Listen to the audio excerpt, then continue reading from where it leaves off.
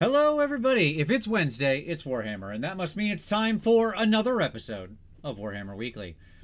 Joining me, as always, is my co-host Tom. What's up, buddy? How you doing? Hello, friends. How are you? It's Oh, I'm pretty good yeah, myself. How's your week good. going? Yeah, it's going well. Had some terrible cases of vertigo today, but that happens. Do you have an inner ear infection? No, I don't.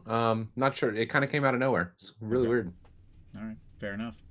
Tom will be traveling, so he's doing this show kind of whatever. It has to do with weeks. He was supposed to be last week, but then he couldn't, so then now this week, and yada yada yada yada. It is all what it is. I mean, Um, I'll be here sometimes, and sometimes I won't. Right. That's what it comes down It, to, which is fine. it's a surprise. Yeah. It's always a surprise. Well, we're glad to have you here this week, Tom. Your availability turned out to be extremely beneficial, as tonight we are going to talk about the AoS 4.0 big balance update, the first balance update. Was it good enough? What happened? What's happening? What what is next? That's what we're going to talk about tonight. But of course, first, the news, which I Room. didn't fill out for you. Yeah, no worries. I mean, we have rumor engine-ish, right? Yeah, indeed. But I've got them all here for you. There's really only two news items other than the FAQ, so it's fine. We have Yep. this rumor engine thing. It's some fire or something with a little handle thingy of Yep. wood. Okay. Yep. Uh huh. Yep. Yep. It's a model.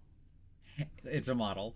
That's the most we can say about it. It is, in fact, a model. Yet again, this falls into the rumor engines I completely hate because they could be basically anything and mean nothing.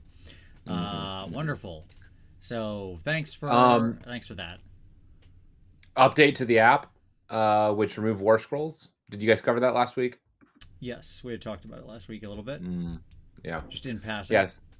Okay. Well, then we can at least talk about the coming Warhammer Day. Yeah, that's my next news item. I mean, we can Yeah. reiterate because I mentioned it last week in passing, and we didn't get your take on it. But Yeah. obviously, the challenge of like they locked the War Scrolls behind a paywall. We've all Yeah. forgotten about it because of the big balance update, but I do just want to reiterate that it sucks. It's the wrong decision. It smacks of some upper management nonsense, and is bad. Mm-hmm. And they shouldn't do it. And they should reverse it and go back on a very bad decision. So there you go. That was what I basically said last week. I mean, I think you probably fall in about the same place. Yeah. I mean, certainly. Like in general, they should like the War Scrolls should just simply be free.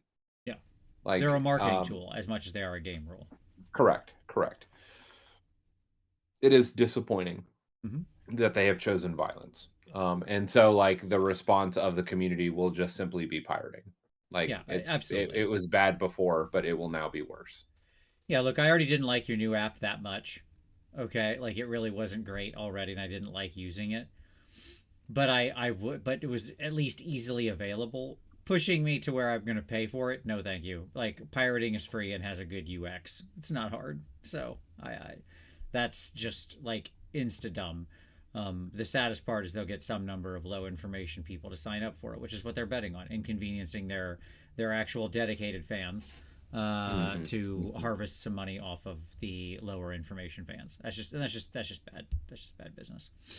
Okay, so but again, no one you talk to, or no person from, like, I see these things on Facebook and on social media, and I'm like, do you think you're talking to anyone who was in the room when that decision was made?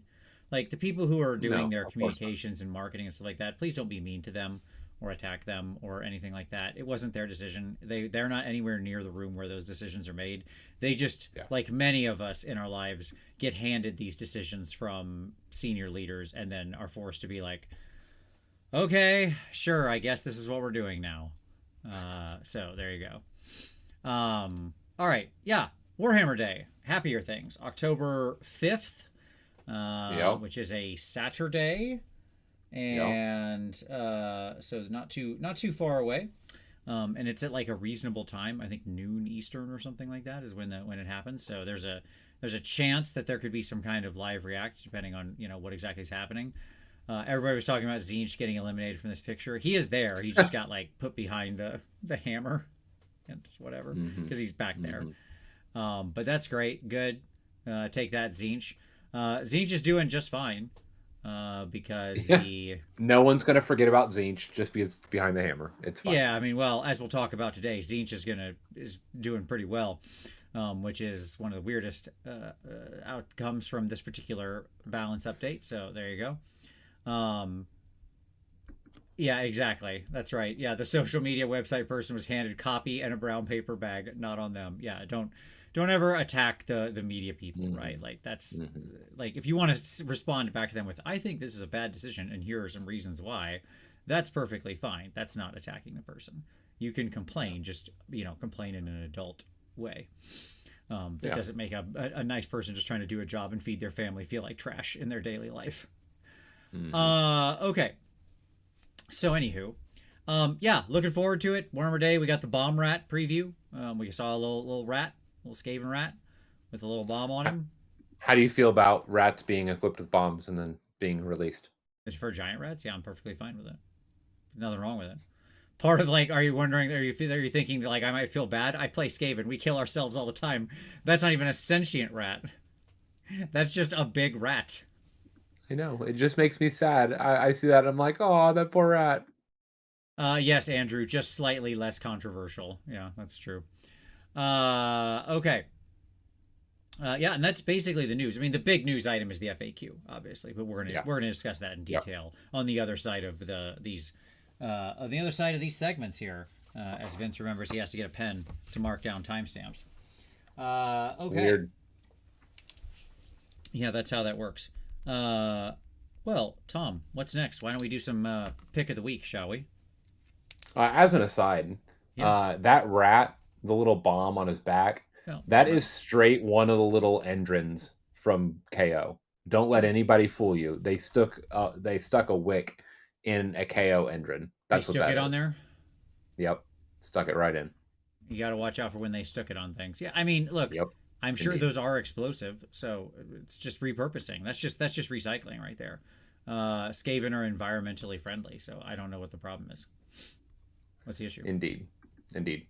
Um what was the question? What am I watching? Yeah, at any rate, let's go to pick of the week. Yes. What do you got? Um I just gotta say, I've been on Honest Wargamers channel.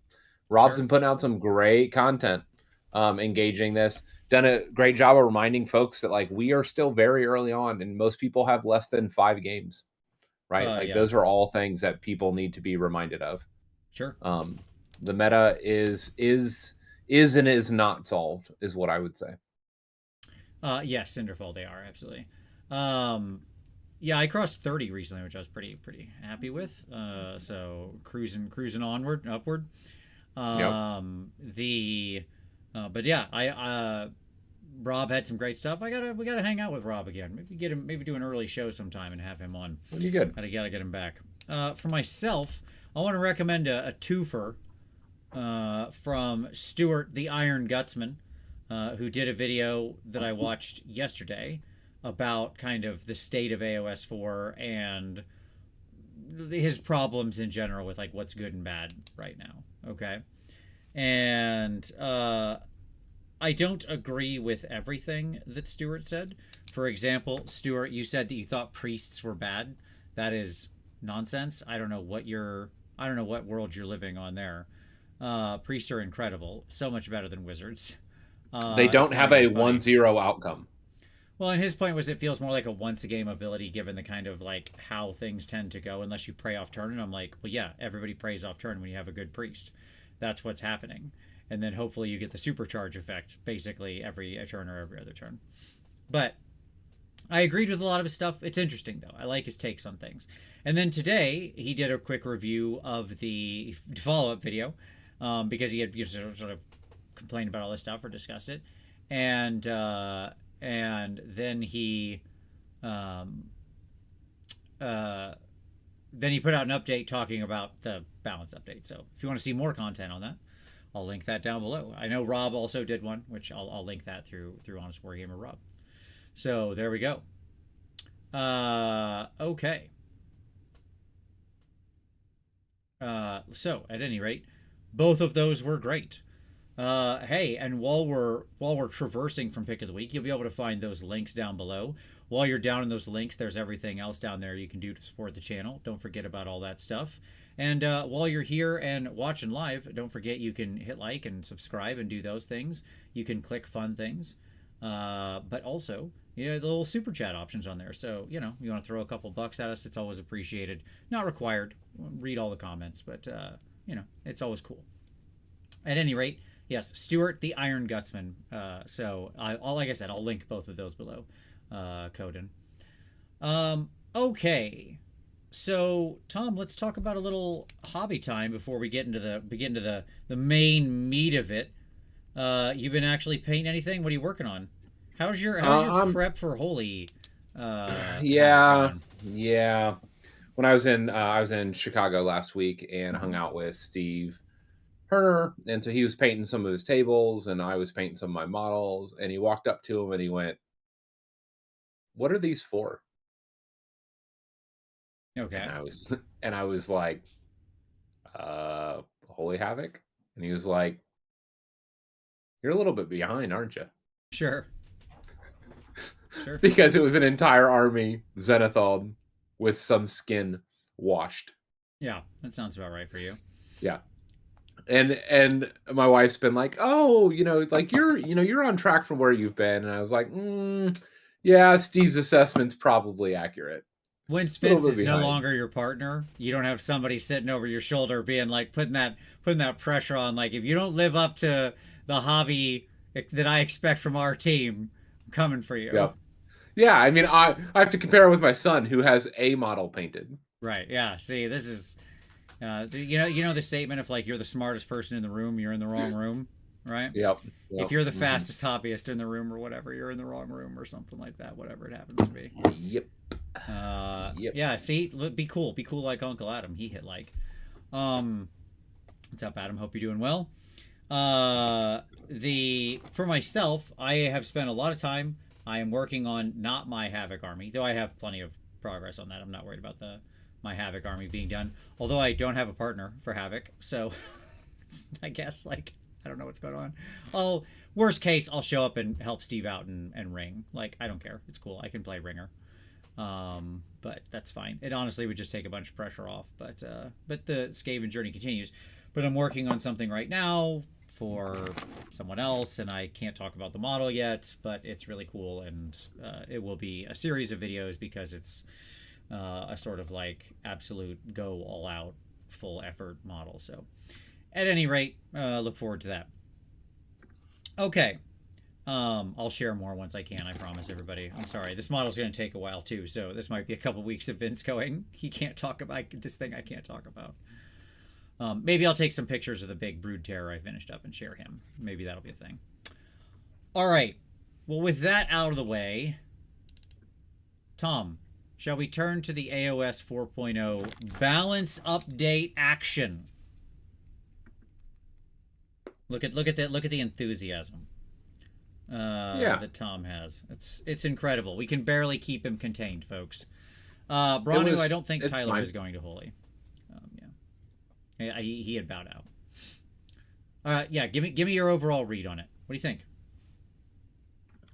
I think a lot of the changes were necessary. Okay. I think a lot of the changes didn't go far enough. I think that some of the changes were curious and disappointing, but I understand why they made them. I think it's a mixed bag to me. I don't see any changes that completely missed it, like miss the boat, so to say. Okay. It felt like all of them many of them were close. Some didn't feel like they were far enough, is what I would say. Okay, fair enough. Well, let's turn to, before I give my summary, let's turn to Twitter. I asked on Twitter what people thought, and let me just share some opinions here from Twitter side, from everybody. Okay. Business Goose Says excited for some minor things like getting bonuses to banish when your opponent puts out a bunch of endless spells. Still would have liked to see more restrictions on their casting though, like only in your turn, and an individual wizard only having one active. Yeah, definitely a good call there. And the Napgod said they pushed the buy a crag bro button, and that prosecutors are now a pretty great screen, being that they can 4-up shrug covering fire, which is true, and that GW simping for LRL continues. Yes, indeed. Okay, Charles Alexander said good changes overall, but it's a pretty soft touch. The game is better than it was before the update, which is what you want. Still waiting for the brave changes, which would be to get rid of the low drop chooses who goes first rule. It would solve so many list building problems. A lot of shock over Callus and Toll not getting a point increase. Agreed. Completely agreed. One of the most undercosted units in the game. Just Gut said not removing the ability to summon a manifestation in your opponent's turn is the biggest miss for me. I agree with that. That should have been in there. I just think it should be in there. Like, it should be shut off. Our good buddy Steve Herner, Night Haunt needs more than points adjustments. It's a deeper issue with the rules. I agree. The rule changes to Sylvaneth should have a real impact on gameplay and usefulness of the trees, which is also true. Sylvaneth, this is a big day for Sylvaneth. But he also said not enough changes for Ironjaws. Let's see. Our good friend Benjamin with Studio Erstwood said, I think Huracan's battle formation not getting changed to one unit or at least going to a dice roll on the 3 units is by far the biggest miss. Benjamin, I agree with you so very much. I just think Huracan is ridiculous because it is cheating. I'll talk about that in a minute. MJ said strong armies are still really strong and not hurt enough to affect their efficiency. LRL gets STD, all lost like 1 flex unit and stay the same power level. Night Haunt could lose charge in combat. I agree. And let's see. A couple other quick ones here. Christopher McKinley. I don't think the corn changes are enough. The point reductions don't seem meaningful. So we got a corn player not quite as happy as they could be yet. That makes sense.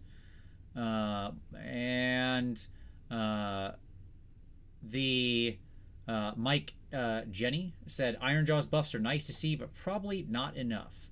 The points hike on S2D Furies feels weird. We have one versatile unit to play in the game in a way that isn't smash face, try not to die, and they seem to be discouraging us from using them. And then some general celebration of the turtle at 480 points. Overall, lots and lots of people talking about they didn't think Night Haunt went far enough.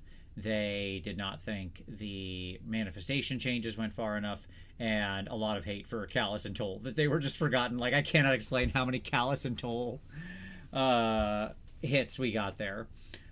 So absolutely, I think those are good summaries all over the place. I think my read of it is it's a good first step. We need more steps. That's what I'll say. Good step 1. Now let's actually get moving into the real changes that are going to bring this stuff into balance, because we still got a lot of work to do. All right.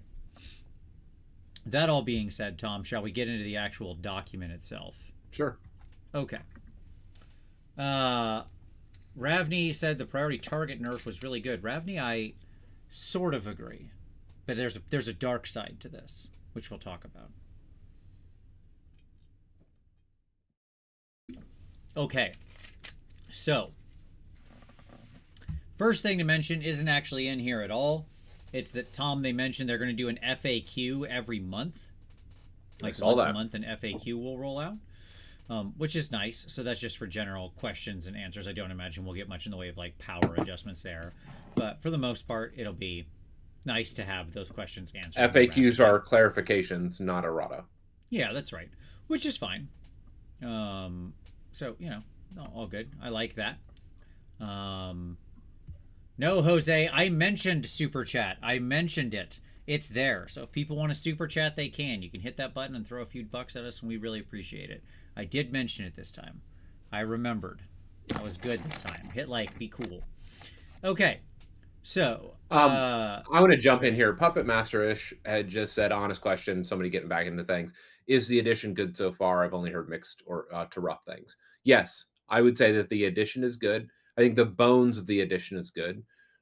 There are a couple rough spots, right? There are still some, um, again, people are still finding their footing here, and there are consequences to some of the design decisions Yeah. that have been made.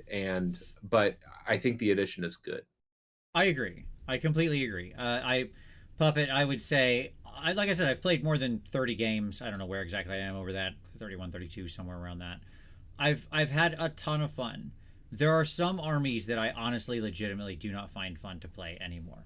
Okay, like I'll be honest with you. Some of the armies I play, and I play a lot of armies, and some of them I play them, and I'm just like, this isn't fun anymore. I don't like what they are. I don't like how they play. I don't like how they feel, and they don't feel like they give a good game. There are some armies right now in the meta that are like, yeah, kind of in a rough spot. This did some to help some of those, but it's there.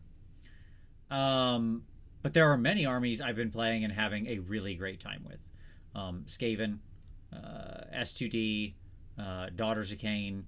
These I'm just naming like of armies that I play. Yeah. I'm not saying these are like the best armies. I'm saying like what I am having a great time with. And so like I'm still able. Oh, Sons of Badmont. I'm able to find like a lot of fun still. And when I'm playing one of the armies I like to play, I have an absolutely fantastic time, clean and fun. And there are only a few things that really stand up as proud nails. Okay, so there you go. Which armies aren't fun? Slanesh, I have no fun with. Iron Jaws just feels like you're swimming up, like you're ice skating uphill. The best way I don't know. I love it. Like I saw it's so funny. I've had more fun trying to solve the Rubik's Cube that is Iron Jaws now. Sure. Like because it's just such a weird corner case limited toolbox army. Yeah, sure. Right? And so I don't know. I am not as negative on Iron Jaws as Vince is. Although I mean what I'll say is that they certainly don't have the strengths that any of the other like big, S tier armies have. I mean that is an understatement, and also the universe of the win rates would tend to say that it's not just me who are having some troubles with Iron Jaws. But it doesn't surprise me. You love a thing that's weak that you have to Johnny your way out of. That's your personality type.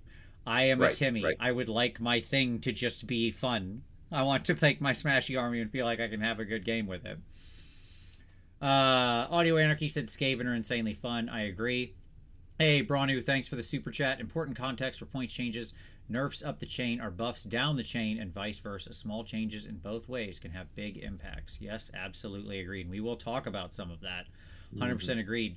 And then Age of Sigmar, the List Lab. What's up, buddy? I was looking at some of your tweets today and couldn't agree more with basically everything you were tweeting out today. My two main opponents play Tzeentch, LRL, and Nighthaunt. They only play net lists. I still enjoyed this edition so far, predominantly on Sylvaneth. Good for you. Brutal. That is a rough road to hoe there, buddy. But good on you. Okay. Great. So, here's all our changes. Tom, I don't want to start with the points. I want to start with the rules updates. Is that fair? Sure. Yeah, okay. Absolutely. So, yeah, I don't know why they put it in this order. This order's so silly. I'm going to skip It's so funny because I found the actual article to be way more helpful in sorting through. Like they did a good job in the community article of highlighting like these are the big changes that you need to know about. Like yes, other stuff like got shifted and tweaked, but these are the things that like are shifts in them. That'll shift the meta. Yeah. No, it was fine. The summary's good, but I just don't want to get into the obviously like the detail. Okay. So let's see. Boop, just catching up on any comments I missed here. Yeah, I thank you, Arrested at Waffle House. I did not pick up Iron Jaws to solve Rubik's Cubes. That's right. That's exactly right. Okay. So, let's talk about the rules updates. Here we go. Nothing on our first page, and then we come to our new stuff. So here we go. New, the rules of one are reaction ability subject to the rules of one. For example, if a unit has a reaction ability on the war scroll, could they only use it once per phase? Yes, nothing surprising there. I think we all assumed that was the case, so that's just a clarification really more than anything. I don't think anybody was trying to like spam a reaction 100 times, but sure. Reaction, I hold priority. I storm off. I don't think that's what was happening. All right. Then we got the charge phase. When using the charge ability, does my unit need to end the charge move within half an inch of an enemy unit that was visible to the charging unit at the start of that charge move? No, it just has to be move within a half an inch of an enemy unit that is visible to the charging unit when it finishes that charge move, which I think is how most people had interpreted this. They were a little loosey-goosey with the words, right? And, there you go. Halo said the only people spamming reactions are content creators. Am I right? Hey, that's what we're doing, baby. Look, you got to talk about something. It's funny too, Tom, because I spent like an hour and a half last night preparing a whole show for today, Sure. like making up a presentation and getting everything together. And then I woke up this morning and they were like, "This thing's published." Just, okay, fine. I'll do it in the future. It's gonna be a future show. Anywho, that's what happens. Flying. If an ability allows a unit to move, states that the unit cannot move into combat, e.g., normal move. Does fly allow that unit to move across an enemy unit's combat range? And the answer is yes. Okay. That's, again, I think how we all interpreted it. That's fine. Yeah. That's a weird. I think it had to do with some other things that was running into that, but that's fine. Okay. I don't know what exactly prompted that, but yes, I think that's how we all interpreted it. All right, manifestations. Let's get into the first big manifestation change, I guess. So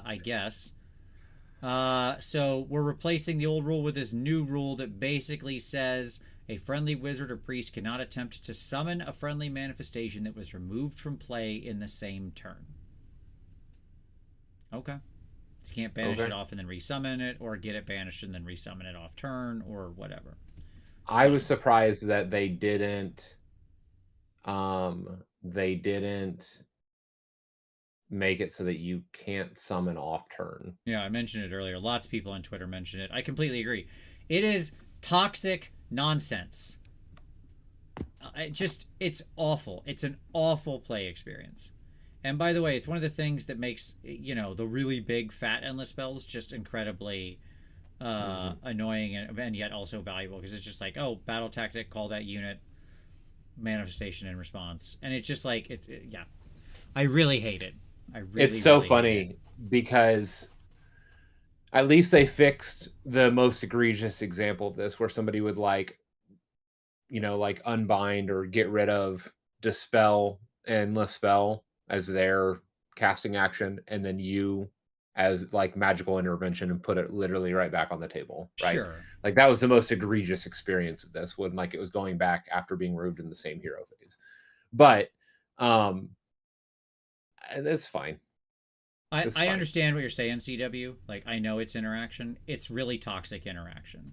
Okay, because it very much prioritizes a very particular play pattern and very much empowers a very particular set of armies that have casting bonuses they can use, where they can power those things off turn. And like it's an immense amount of power when you happen to be in the Venn diagram overlap of those two things, and can then just like completely hose melee armies. Okay, like it is definitely not fine. Hard disagree. And like I know I am not alone on this, because like I said, this was a very common response on Twitter. As I've spent a lot of time talking to people, there's just things people don't like, and this is one of them, right? Like I'm happy you're okay with it, and like sure, when it matters to me basically nothing when I'm playing my all shooting Skaven army. Like, yeah, great. Skaven, yeah. Like I don't care then. Like whatever, who cares? Summon your thing. But like you're doing nothing. All right, I'm still just gonna blow your units off the table. But what I'm saying is, it's very much tilting it away from what should be the premier play pattern of AoS, which is about units that need to move smartly, pick combat smartly, and trade smartly. And getting these extra free units multiple times a game is already hugely disruptive to a trading based game. Being able to then spam that off turn is worse. That's the argument. Okay. At any rate, banishing manifestations. Add the following to the declare step of banish manifestation. Add 1 to the banishment roll for each additional enemy manifestation on the battlefield after the first. Like, okay. I really hate stuff like this. This has the duct tape vibe written all over it. Yes, Steve. Like, absolutely. Just, I don't care about magical intervention. Like, magical intervention's fine. Like, casting a spell off turn is fine. It's putting a unit on the table off turn. That is literally my problem. I hate the Soul Blight ability for the same reason. Units should not get added to the table off turn. Like, I have a it's my turn feeling on this. It's my turn, not yours. You shouldn't be adding units to the table. Right. It's just like I'm drawing a very hard line here. Okay. Hey, Bulldog Hammer, thank you very much, buddy. Much appreciated. No comment. Just wanted to be cool. Thank you, Bulldog Hammer. You are cool. Okay. So this just feels like duct tape. Now I got to remember this thing. Like, so many people are going to forget this thing, this cast, or this banish bonus, right? When, like, the proper thing is just fix it. Just fix manifestation so you're not encouraged to spam all of them crazy onto the table. And then I don't have to worry about this silly bonus. There you go. That's it. Like, and it's still, like, as Murgonk said, and yes, I agree completely, the real punishment to spamming endless spells is the opportunity cost you place on your opponent to not do anything. Right? You soak up their limited casts to sit there and waste banishments. Right? And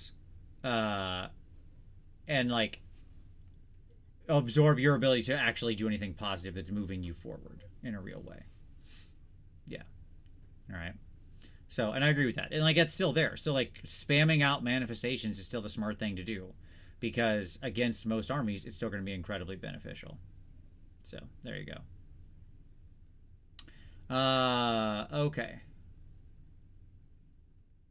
Not sure if this is a stupid question, but can an active player attempt to unbind spells when the non-active player successfully casts a spell using magical intervention? Yes, they can. You still can. The way, because of how unbind works as a reaction. Yes, you can. Okay, cool. So that's the two sort of core manifestation changes. I would have liked to see us go a lot farther, honestly, legitimately. But I don't care. The real answer I wish they would just kneecap all of the generic manifestations. Like, just make them much worse. I really do. Much more minimally impacting in the game. Okay. Because I want people to gravitate toward their army manifestations. That should be the default thing that's better, like whatever your army thing is. And these other ones should just have, like, sort of corner utility usage in certain cases. That's what I come down to. But there you go. Okay. There you go. Yep, thank you. Slipknot says, as a Suns player, manifestations completely shut me down. Love to get them dialed back a little. Yeah, I agree. Boy, oh boy. When you're like a Suns player or an Iron Jaws player or somebody like that, you know, like when you're one of these, like, melee heavy foot slogging armies that gets across the table, manifestations will just be like, oh, cool, let's not play Warhammer anymore. Let's play punch these magic dust clouds, right? So, yeah. Excellent. And hey, thank you, buddy. Much appreciated on that chat. That's fantastic. Because if they want to make them free, as, like, conceptually how the edition works. So if they want to make them free, Zanben, fine, they can be free. Just, you shouldn't get a lot of value for free. And for armies that don't have any, like, there's not that many armies that have them that would care to utilize them, right? And if they do, they can still just take the generics. Like, okay, that's fine. I'm not saying they're, like, bad. I'm saying make them worse than they are, so they're not the default choice. Like, Morbid needs to come way down. Primal needs to come way down.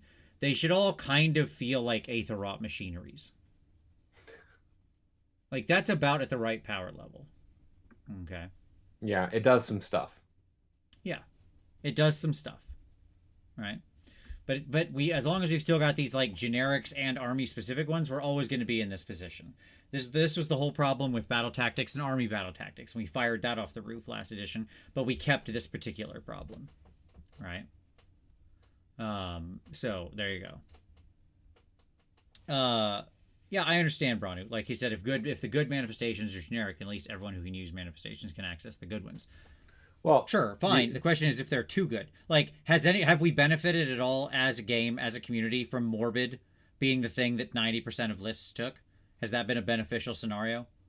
no, and actually, if the good aspect of the manifestation lives in the faction, you have many more levers to balance those things than if the good manifestation is the generic one, because you have very few levers to actually balance those universally available ones. Mm-hmm. Yeah, if they're overpowered, what happens is yes, everybody takes them, and it's awful. It's awful. Yep. Because then there's just purple suns fighting purple suns. Like I have a picture I took, Tom, I shared with you at NashCon, right? Where I took this picture straight down the barrel of the top tables at NashCon, right? So I was looking from like table 5 or whatever down to table 1.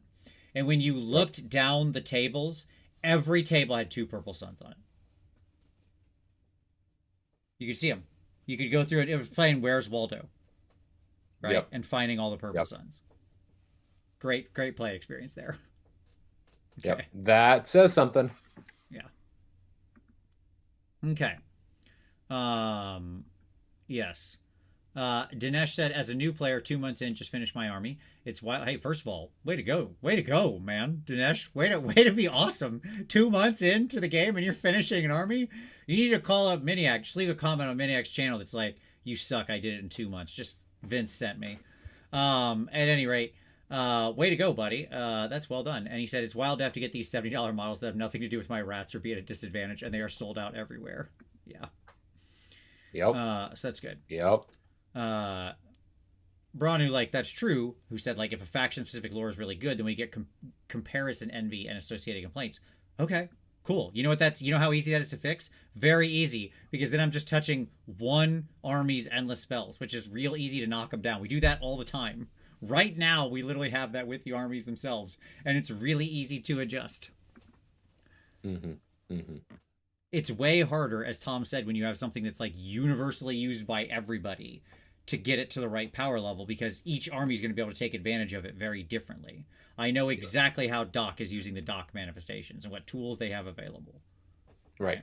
But you don't have to think about Doc and KO and Sylvaneth. And Tzeentch and Nagash. And we'll talk about that when we get to the actual manifestation changes here in a minute, because I did, like, the way they change these is not equitable. Right? It's true. Okay.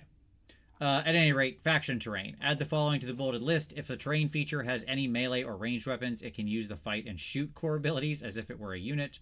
And the terrain features that have a move characteristic of 0 inches dash cannot move. Note that pylon moves are a type of move. And then add the following. Some faction terrain features allow you to place a unit on them.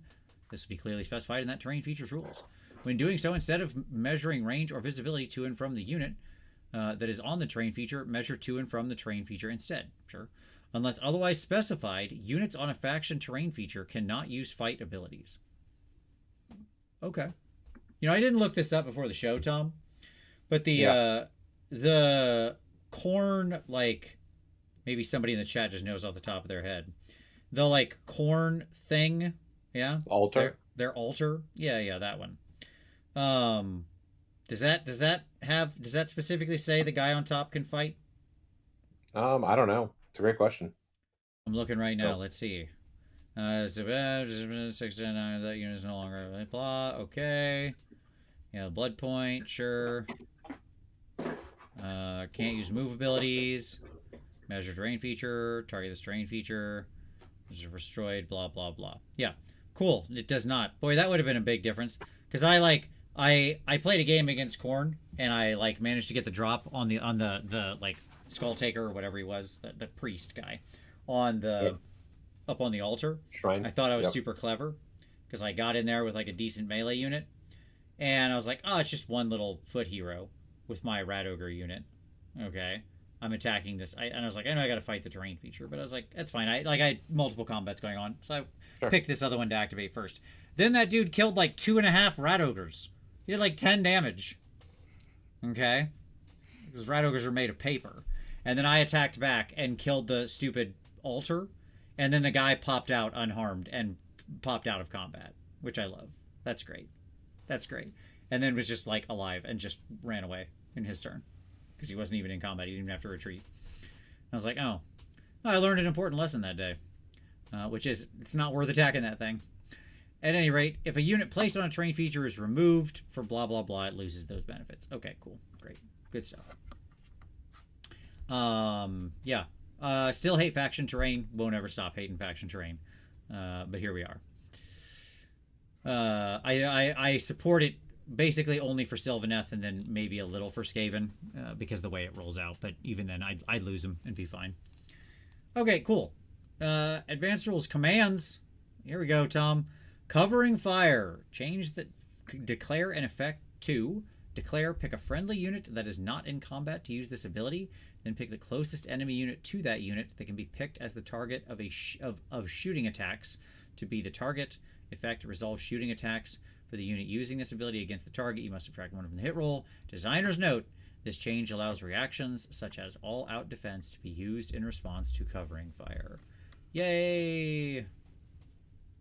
Yay! Oh, That's fine. It's good. I didn't mind it the other way around. Like I was playing it that you couldn't. I didn't really care. It was nice. It took the choice point away. Like, do I want to spend the command point? I was just like, cool. I'll just get shot. Like, it's fine. I was usually trying to soak up any cover fire with like a prospector chaff unit, anyways. But that I'm not going to be doing a all out D on. But it's nice to know. That's a good answer. So I don't hate it. Okay. Great. Let's see. Ramian said, I like faction terrain and manifestations, but dislike how it's implemented. Maybe I'm in the same boat. I think I'm probably in the same boat, Ramian. But, like, I don't know what that means. Right? Like, really. Because that's just reality. I can only experience the reality that I live in, and the reality that I live in, this is the implementation and the rules. So I guess you're saying conceptually you like the idea of having terrain and endless spells around. So do I conceptually, but implementation matters. I don't play concepts in my head. Okay. Next song. Blah, blah, blah. More than one power level. Use whichever one's higher. Yeah, okay. It's very corner case, but I guess go ogre players who made your butcher a priest. Yeah, that's right. And then juiced your power level. So cool. That's fine. I'm good. Like it's an answer, so it's fine. Is 2.0 spells. Is mortal damage inflicted by a miscast considered to be mortal damage inflicted by a spell ability for the purposes of abilities like the Zinch effect for the Marks of Chaos ability? Answer: no. No. Boy, that is stretching. That is stretching. But hey, look, game respects game. Okay, there you go. That's fine. I appreciate the reach. I don't. It's very clearly damage from the miscast, not from the spell. I understand, but look, game respects game. Okay, that's all I'm saying. All right. What do we got next here? General handbook. What is next? There we go. Yes, the GHB. Okay, let's talk about the biggest change in this thing, I think. Priority target change, Tom. Priority target was obviously the thing you picked basically 90% of the time, I would say. Right? So now priority target is changed to add 1 to hit rolls and wound rolls for attacks made by models in the honor guard unit that target the enemy general or the enemy honor guard if the target is within 12 inches. Not a unit in the general's regiment. Correct. So we got 2 major changes here, right? 1, limit to 12 inches. 2, only now basically maxes at 2 units you're ever getting this bonus against, right? Yep. Could theoretically be 1. Like the opponent could just not have anybody in the general's unit and like decline to pick an honor guard. They could. But most of the time it will be 2, only 2, no more than 2 units you're getting this bonus against. Okay. So, Tom, What do you think of this? What do you think of this Nope. change? Pass. All right, help me. Help me I out I here. don't know. Um, like this goes from basically something I took almost every time to something I will almost never take unless I know that they are going to have a general that's up in the mix and will always be in the mix. Like Sure. that's the only time that this gets taken is if you know their general's going to be in combat. And you have a unit that can actually benefit from the +1 to hit and wound, right? Yeah. Because stuff like your 20 block of sentinels, right, is not going to be as advantageous with this unless you know the general is going to be coming at them. Yeah, I mean, okay. Priority target is it's interesting they decided to cap it at 12 inches, right? Yeah. To keep it as shooting at all is interesting. I don't really care that it kept at 12 inches. In Rob's review, he was pretty hung up on this. Like, obviously, that means wind chargers can still, like, Yep. that's just some LRL love is all that's happening there, Sure. right?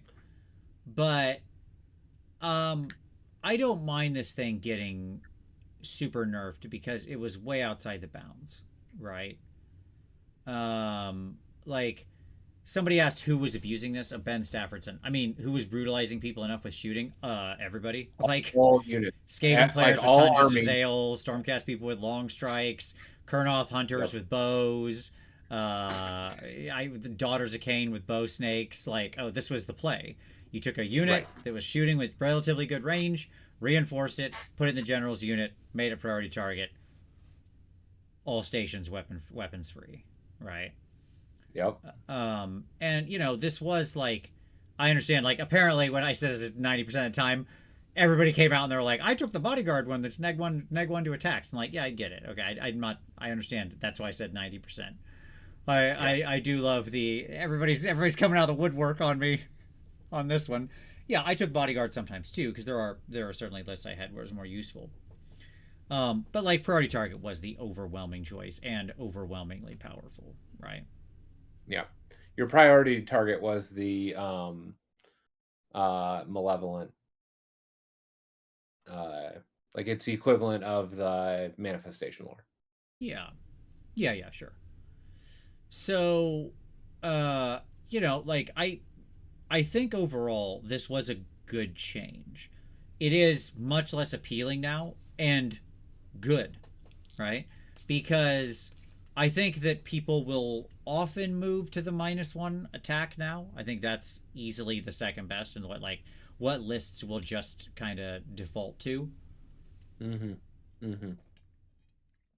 Because the extra rend is usually so specific unless the whole enemy army is like 80% that thing, Yeah. then it can be good. The problem is that +1 rend is only on the charge, and you know, Yo. like oftentimes a unit only charges once in a game. Like that's just the Yep. reality of the thing. So you know, uh, so realistically, I think most people will default to the bodyguard. I think then you'll see a little bit of the +1 rend and a little bit of priority target.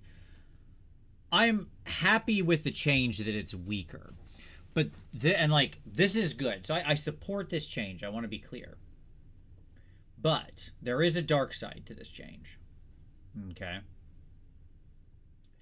you're gonna. Do you know where I'm going with the dark side to this change, Tom? Nope.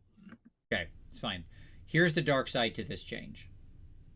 The dark side to this change is because of the way priority target worked, it was the incentive to have more than 2 drops.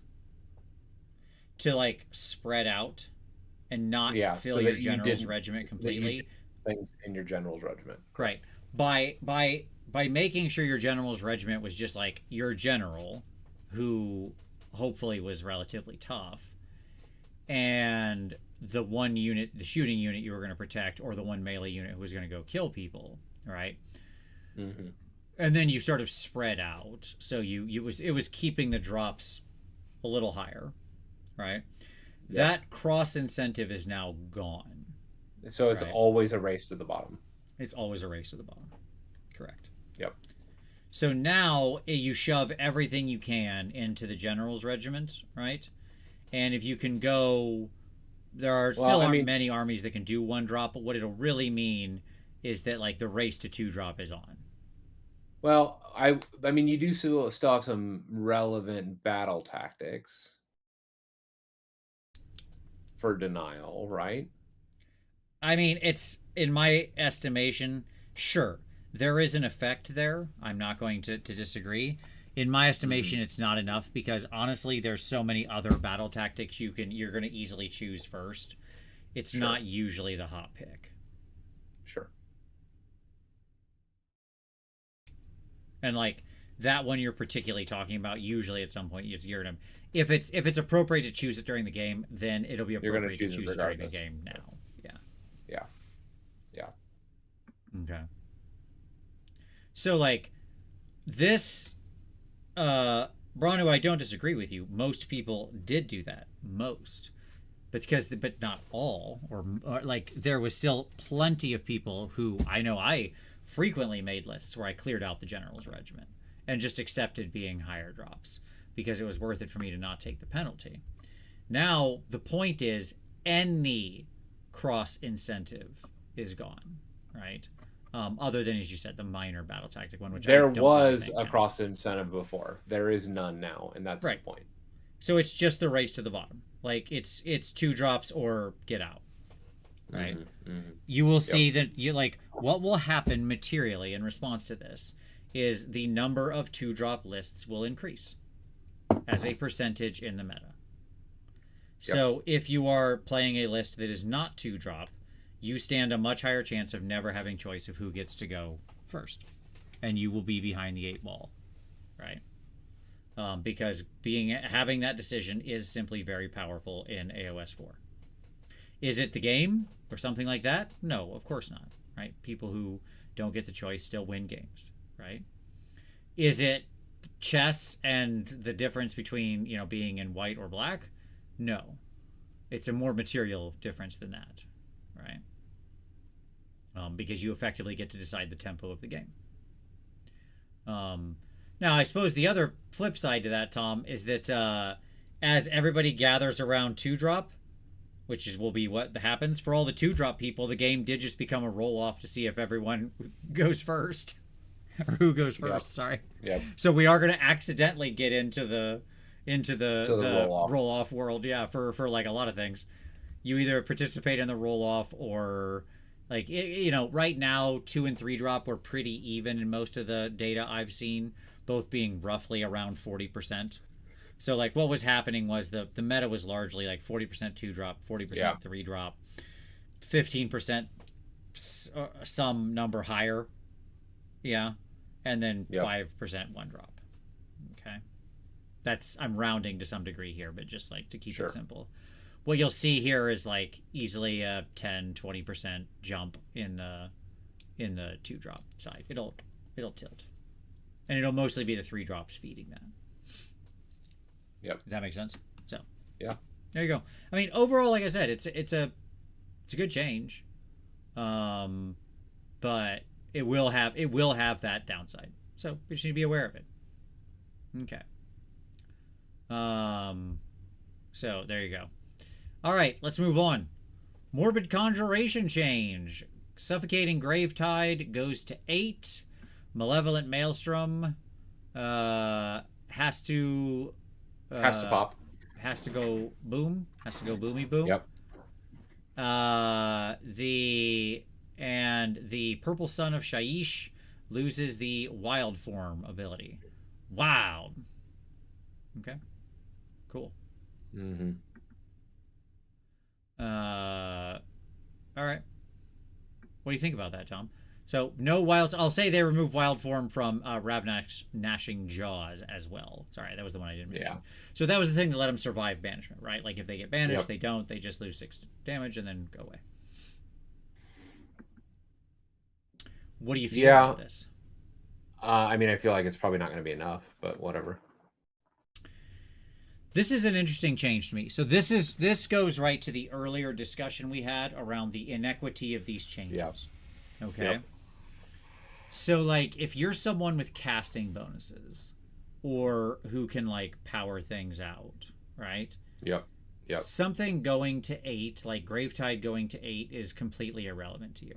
It doesn't matter. You were already blowing the number away, right? If you're Nagash, Zinch, Slan, right? Yep. Whatever. You were already dropping it like it's hot. Okay.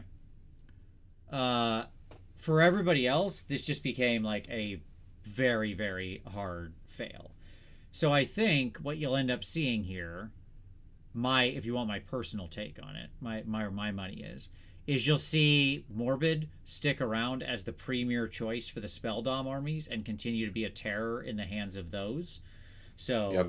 Like Teclis, Techly and Lord LRL, yeah, yep. exactly. Nagash, Fat Frogs, lizard people, that kind of thing. Whereas for normal armies, like let's say you have basically access to no casting bonuses, you ain't taking Morbid anymore. No. Right, because it's just too many spells that are too easy to fail. Personal sense. Okay. So that's what I think. I don't know. That's my take. What do you feel about that? Seem like a reason? Yeah, I think that's probably accurate. Yeah, I think it's probably accurate. Yeah.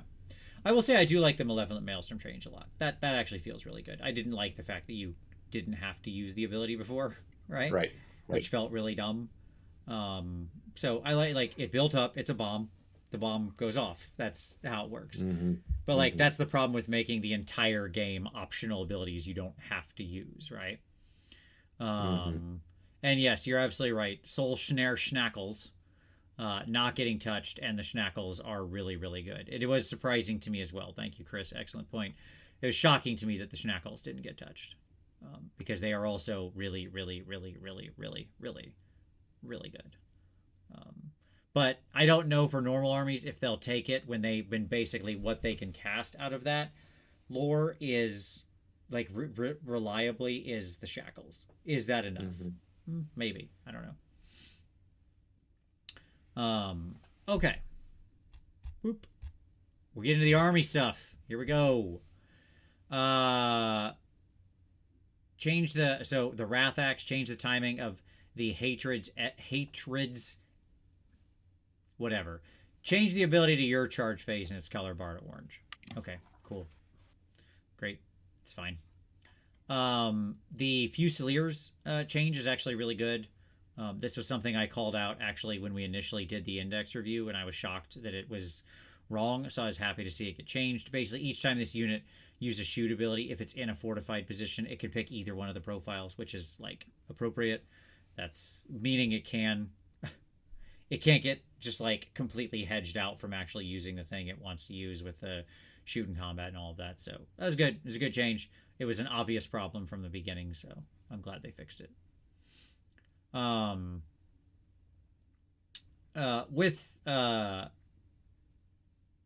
Chris said Snackles are worth it by themselves, in my opinion. We'll see. Yeah, I imagine the usage percentage will go down. The question is how much.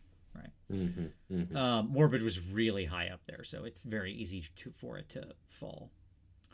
All right. So good change, good quality of life change there, and I was happy to see it. Daughters of Cain. This is a really nice little change, Tom. The Shadow Patrol ability, once per turn, army your movement phase, and remove the core keyword from the ability. This was something that I just don't think they thought about when they were stapling core on things, right? Yeah. Because the way core works is you can't use more than one core ability in a phase, and the declare counts as using it. So this was a teleport on a 3-up, right? So you try to teleport. On 1 and 2, you don't get to move. Right, you would just fail, go nowhere, and then just be like, okay, just stand still now. I can't walk either, which is like, probably not as great. All right. Disciples of Zinch with a big buff. Big buff here on the Burning Weird Flame.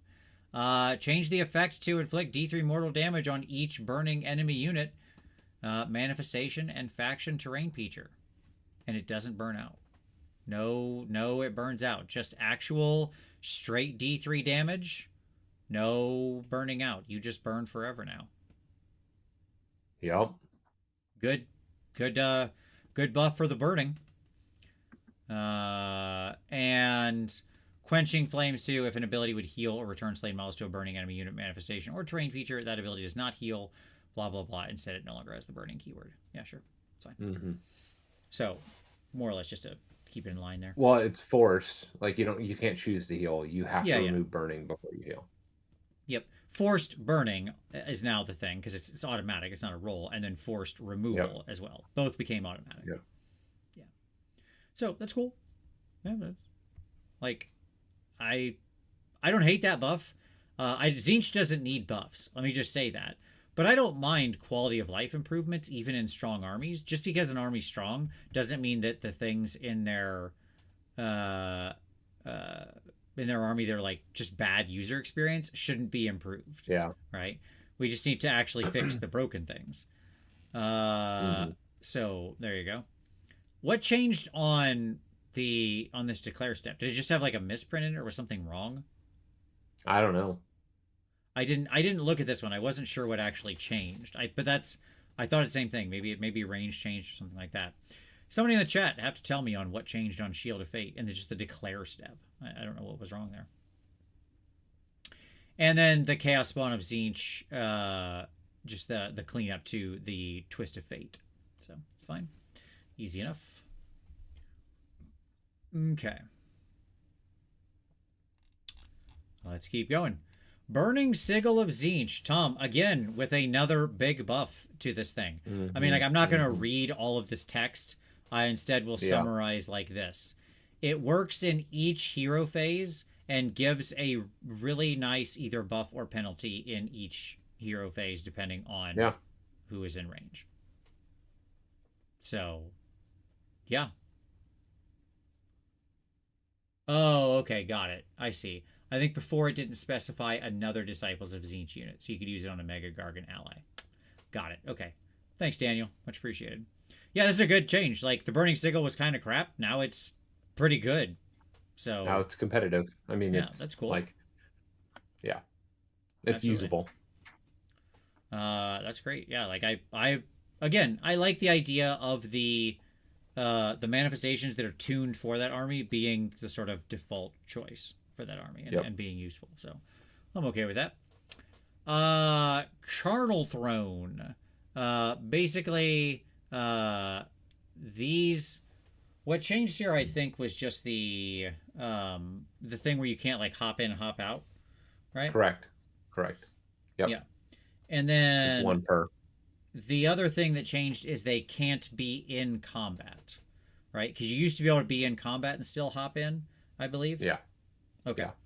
So basically they stopped you can't like jump out of combat into the building, and you can't be like in the single time go bloop bloop, which is what you could do before and just like shoot 13 inches across the board, basically.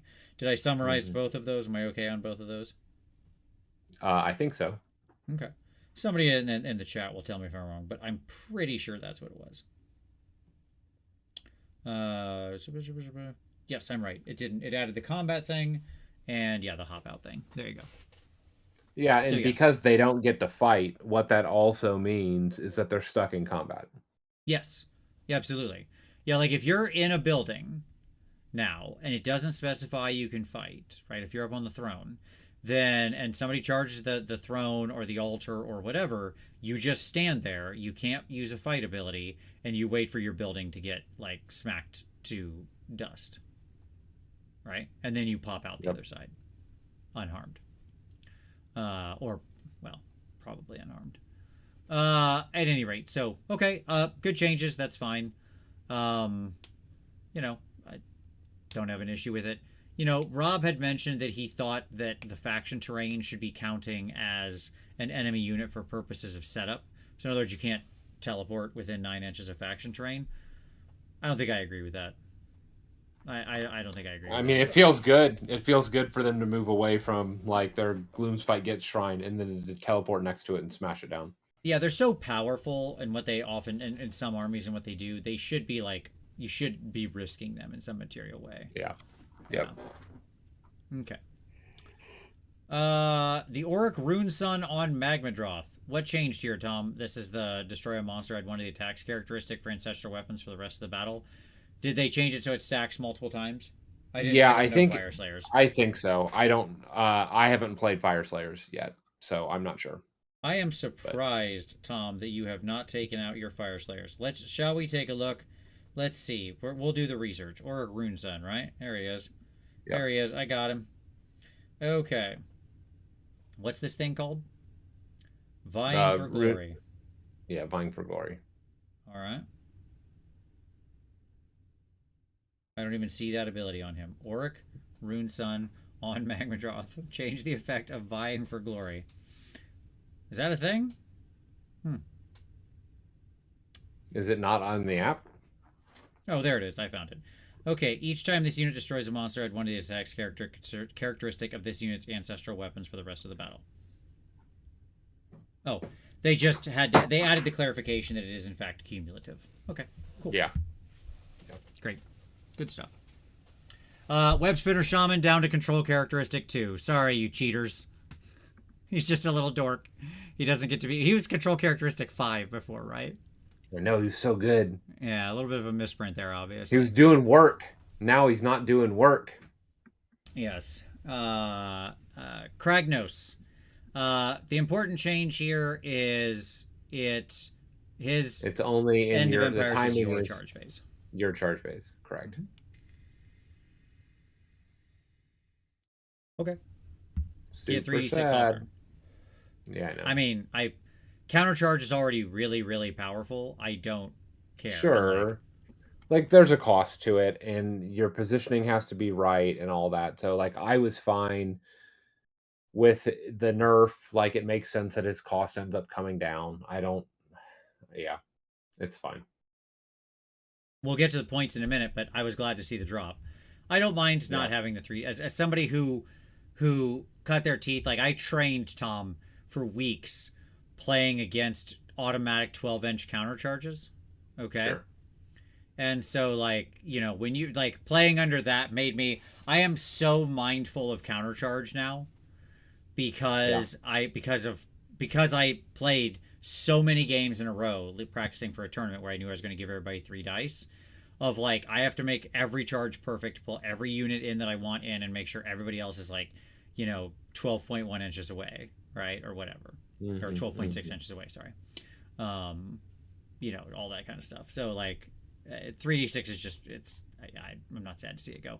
Speaking of training under the charge, let's talk about the Hedonites of Slaanesh change. If they use a dice, they must roll it. On a 1 to 2, their roll is replaced by that value instead of a 6, and they take D3 damage. Okay. So, Tom. Yes. Eric Doty said Vince is a folded katana. Yes, I had to purge the impurities, Eric. That's exactly right. Fold that steel over and over again. Okay. What this amounts to is roughly a 4/9 chance, a 4 and 9 chance that their charge is a 7 or 8 instead of a 12.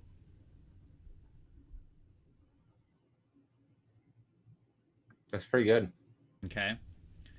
Yeah. So like, I don't actually think mathematically this is that big of a deal. All right. You said there's a 4/9 chance, like basically. 4 and 9. Yeah, 4/9 chance. Yes. That their charge becomes a 7 or 8 instead of a 12. So it's almost a 50-50 to coin flip at that point. Yes, correct. That it's not quite, because it's if either of the 2 dice show a 1 or a 2. You roll both of the dice, G-Well. Okay? Yeah. Now, the trick with that is you still have to play the angles really tightly. Okay? Yeah. Because if you hand somebody 3 dice and then you just charge in, right? Yeah. And there is a hammer unit 7.5 inches away. Sure. You're still auto-charged. Basically. Correct. I mean, now... Correct. Yeah. There is also a chance that both dice show a 1 or a 2, right? And so... Yep. But that we're not talking about that. Like, Right. what's concerning here is that There's only, by it the way, for moves it those curious, it's about 11% chance that that happens or whatever. Blah blah blah. Go ahead. Okay. like they're a coin flip of whether they auto charge 12 or essentially auto charge 6 or auto charge 7 7. min or Um, 8. Yeah. yeah, I think that it does make a material difference. That's what it feels like to me. Because like that, I'm not going to bank on a 12-inch charge like I would have before. Oh sure, sure. Yes, like you will. I disagree. Okay, you will. Okay. Because I'm going to set up a scenario for you. Let's do a scenario, Sure. Tom, shall we? Sure. Okay. Uh, I have charged the core of your army. I currently have pinned with my keeper and my slick blades and Shalaxi, let's say. And I've got this set Sure. up to where I'm gonna be able to, like, do significant damage. And what I've gotten into is I flat-footed one of your hammer units and your 2 key heroes. Okay? Okay. You have your ultra hammer unit 10 inches away from me. Sure. Of course, Okay? I'm going to take that gamble because, like, I'm forced to by the circumstances. Yes. Like, Yes, you are. That's my point. But Of you're course not. you will. But what I'm But now saying you is will that fail you're it 40-ish, 45-ish% of the time. right. Right. Yeah, which is fine. Like, I agree. That's a better situation. Okay? But yes, people will still do it sometimes because of course you will. If the incentives are such that, like, I could lose my army here, but if I countercharge, I'll turn this game right around. Of course you'll take the risk. Right? Sure. Sure. My point is you still very, very, very much have to be aware of what this is because it is not like, again, if the units you want to charge, if their other hammer is 7 inches away, right? Yeah. Then they can still expend the 2 dice and have a roughly, let's round up and be super conservative. They have a roughly 85% chance of nailing that they're going to take all the time. Yeah. Does that make sense? So you're sort of your 3 potential outcomes here are basically a 4-inch or less charge, a 7 or 8-inch charge, and a 12-inch charge. Those are actually the 3 settings you can get out of this. Because yes, the only results are 1, 2, 6. Yep. Right? Ultimately, this is certainly an improvement, but here's my statement. You ready? Here's my statement on this. And I'm not going to abandon this position. This is a stupid faction ability. And it's stupid that their faction ability has to give their opponent a buff. There are 25 or whatever armies in this game. 24 faction abilities buff only your army. And many of those are really good. Now, some of them are straight trash, but many of those are really good. One of them is at best, a 6 out of 10. Okay. Yep. And also buffs to the enemy. So, like, I don't care. That is some sunk cost fallacy stuff to say this is better than the old world. Yeah, the other one was razor blades dipped in lemon juice driven under my fingernails. This one is just like some thumbtacks being pushed into my hand. Much better experience overall. I've accidentally had thumbtacks stuck in my hand before. It sucks, but it's like, oh, pop it out. It just sucks. Okay? I'd still rather just, like, when everybody else just gets an ice cream cone, I get thumbtacks. I'm not going to abandon this position. Rewrite the rules so it's just a faction ability that gives a benefit. It's not magic here. Okay? There you go. So, at any rate, that's my stance on this. Better. Certainly a step in the right direction. Neat that it suddenly became a weird math problem your opponent has to solve. Ultimately, Tom, can I tell you the real truth of this? It doesn't matter, because unless you're playing against people who play Slaanesh frequently or are high skill players, you will hand people dice and then they will forget to use them ever. Hmm. That's what actually happens. Okay? I will physically hand people the 3 dice, and then the entire round will go by, and they'll be like, oh, I didn't ever use those dice. Uh, yeah, exactly. Hey, well, what if you just choose a unit to get a buff, and then that was that? Yeah, what if, right? What a crazy idea. Like most Weird. armies. Weird. Paul wants to know, how did I do it at NashCon, shipping 3 dice every time? Paul, the answer is I went 3 and 2. Slanesh is not in a great place. My list wasn't super strong, but it's the list I wanted to run. I just ran. I really like those 2 games were like very hard counters. There was no. Well, that's not true. One of the games was a very hard counter. One of the game was very close fought, and like I just kind of broke against me. But it was a good game. I shouldn't say that. I ran into like one hard counter that I just did not have a chance against. But Paul, in the entirety of handing people 3 dice every round, all 5 rounds, every game, 1 dice was ever used by my opponent. A total of 1. Because people just forgot the dice existed. And I explained it to them and restated it, and I handed people cookies, macaroons, with the dice. Like I was, but I mean, just like if you don't regularly play Slanesh, you just don't remember it exists. So there you go. You're not expecting that your opponent is handing you Destiny dice. Yeah. Yeah, I mean, I wouldn't feel bad, CW. Like, that's just everybody. Like, if you don't play Slanesh regularly, it's a weird thing. You have your army's play patterns in your mind, right? And your special rules. I am handing you a mental burden. That's, again, why it's bad design. Because everybody just forgets. It is so bad design in basically every way you could be bad design. I don't even know what to say. So, there you go. Anyways, this isn't the Slanesh show. Okay. Next, battle traits. Change the second paragraph of the effect of Shining Company 2 for the rest of the battle round. Subtract 1 from hit rolls for attacks that target friendly Venari units that have not charged this turn and that have not been picked as the target of the Power of Haish ability this battle round. Good change. No stock and blocking. No 5-up mortal and -1 to hitties. Okay. Cool. It's fine. It just feels weird. Okay. Like it feels weird. Tell me. Like it doesn't seem to like.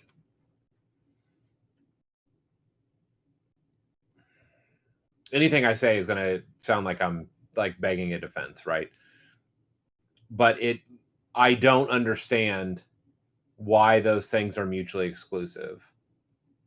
Other than they don't want to give people who can get bonuses defenses, like combat bonuses defenses as well. Are you saying like we see that nowhere else? Narrative challenge there? Is that what you're saying? Like there's narrative dissonance, and we don't see that almost in any other ability in the game. If you give a bonus to offense, you also can't receive bonuses to defense. Yeah, maybe the change it feels been to very get rid of the thing where you get to use 2 different abilities or whatever. Maybe. It just feels weird. It feels super awkward because again, I agree, Halo. Nowhere else do we say you can, like, if you have offensive abilities, you can't have your defense abilities. Like when people are using buffs and stuff like that and nominating targets, like we don't literally do that anywhere else. All out attack and all out defense.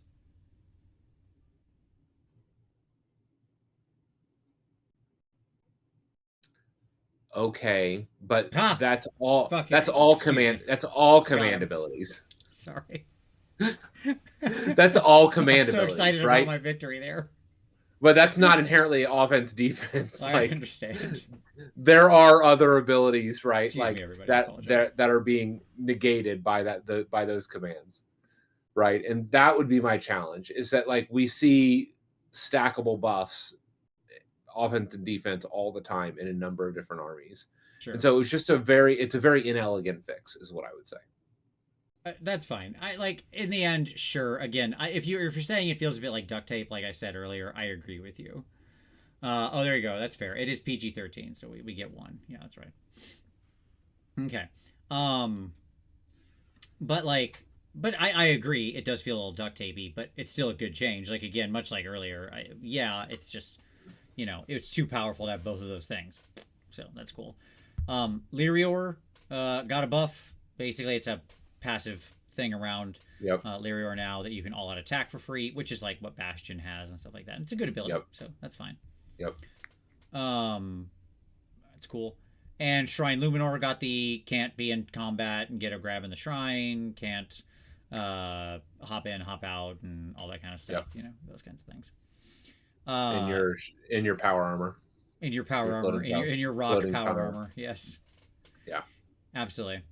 Okay. Maggotkin of Nurgle. They get a new ability. A new battle trait. Hey, I got an idea. Let's do this for Slaanesh. While we're writing new abilities. Well, it's so funny. You say that, and I was like, "Can we do this for Iron Jaws?" Yeah. And if we're just breaking the dam on Smashing adding new abilities, let's Smashing and bashing. Let's go. Okay. Burst pustules. Gross. Each time a diseased enemy unit would be destroyed, before the last model in the unit is removed from play, roll a dice. On a 3-up, pick another enemy unit within 9 inches of that model to be diseased. That's actually a cool thing.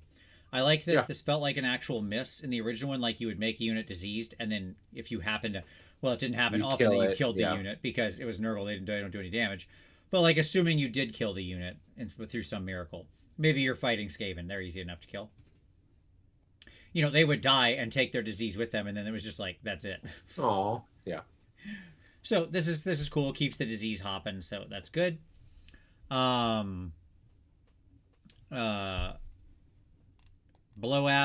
the Miasma of Pestilence ability gets updated with the additional damage point to the target. Ward rules cannot be made for that damage point because it's an allocate of 1 damage, so it's cool. Which is fine. Like that was there in the text, but it was clarifying. I like this change. We'll talk about that in Nurgle later, and whether we'll talk about did factions get competitive post these changes. Yeah. Night Haunt. This ability doesn't work right now. This is broken. It didn't actually change or fix anything, but we know what was intended to be changed because they said it in the article. So we know what they were going for. You missed, but that's okay. Nice try though. What was happening here was this is change the timing of there is no escape, right? To your movement phase, and change the declare and effect to pick a friendly Night Haunt unit to be the target. For the rest of the turn, the target can still use charge abilities even if it used run or retreat, blah, blah, blah. The stupidly powerful Deathstalkers, right? Yep. The problem is they didn't put once per turn on there. And so it's just an ability. It doesn't have core. It doesn't have any reason you can't use it multiple times. So you can just go this unit and this unit and this unit and this unit the way it's written. Seems like working as intended. Yeah. So materially, actually nothing changed with this. But because they did the summary article, they said you can only pick 1 unit for this now. Obviously, that was a misprint. They will obviously fix it as soon as possible and make it so it is only doing it with 1 unit. Which, by the way, is still really strong. Okay? Even with only 1 unit doing this, it is still really, really strong. Yep. The rule of 1 would not stop it. No, because it's different units using the same ability. You can use if you have something that allows, if it's not core and it's not targeting the same unit and all that kind of stuff, like you could still use it. Okay. Anywho, for the same reason that various other things can be done. Okay. At any rate, it doesn't matter. It'll get fixed. Who cares? Will they fix it right away? Yes, Amusing Parks. They will fix it right away. I have full faith that this will get fixed very rapidly. Okay. I agree. Murgonk said, why'd they keep the charge in combat? Yeah. That is actually the big problem. I agree. All right. Heroic traits. Change the effect of Terrifying Entity 2. This unit can use any of the Aura of Dread abilities, even if it doesn't have the required keyword for that ability. What is this, Tom? What is? I don't know. What is this? What is this change? How do I not know this? All right, I'm going to look it up. We're going to look it up right now, Tom. This is your army. You played this. I don't play this cheater I army. know. I played it like twice, and then I was like, this is not fun anymore. and so I started playing a bunch of destruction armies that aren't good. Oh, I see. So before it didn't specify the keyword thing. So this unit can use an Aura of Dread ability even if it has already used one this turn, but cannot use more than 2. That was the passive ability before. Now this unit can use any of the Aura of Dread abilities, even if it doesn't have the required keyword for that ability. So I get it. So you're now capped at 1, but you can use any of them. So like you can be a War Machine even if you're not a War Machine or whatever the heck the one is. Cool. Okay, that's fine. Dreadblade Heroes, our long collective nightmare is over. The Phantasmal Discorporation is now set to your movement phase.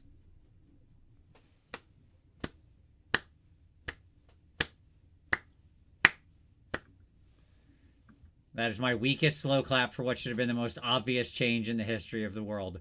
These guys are still really good, by the way, and I'd still put 2 of them in a list, like, without hesitation. Yeah. Because they're still amazing prospectors. Yep. Still going to do work. Exactly. They just aren't, like, unkillable, immortal, perfect prospectors. But now they're, like, you know, you got to be a little careful with them. So that's nice. You got that going for you.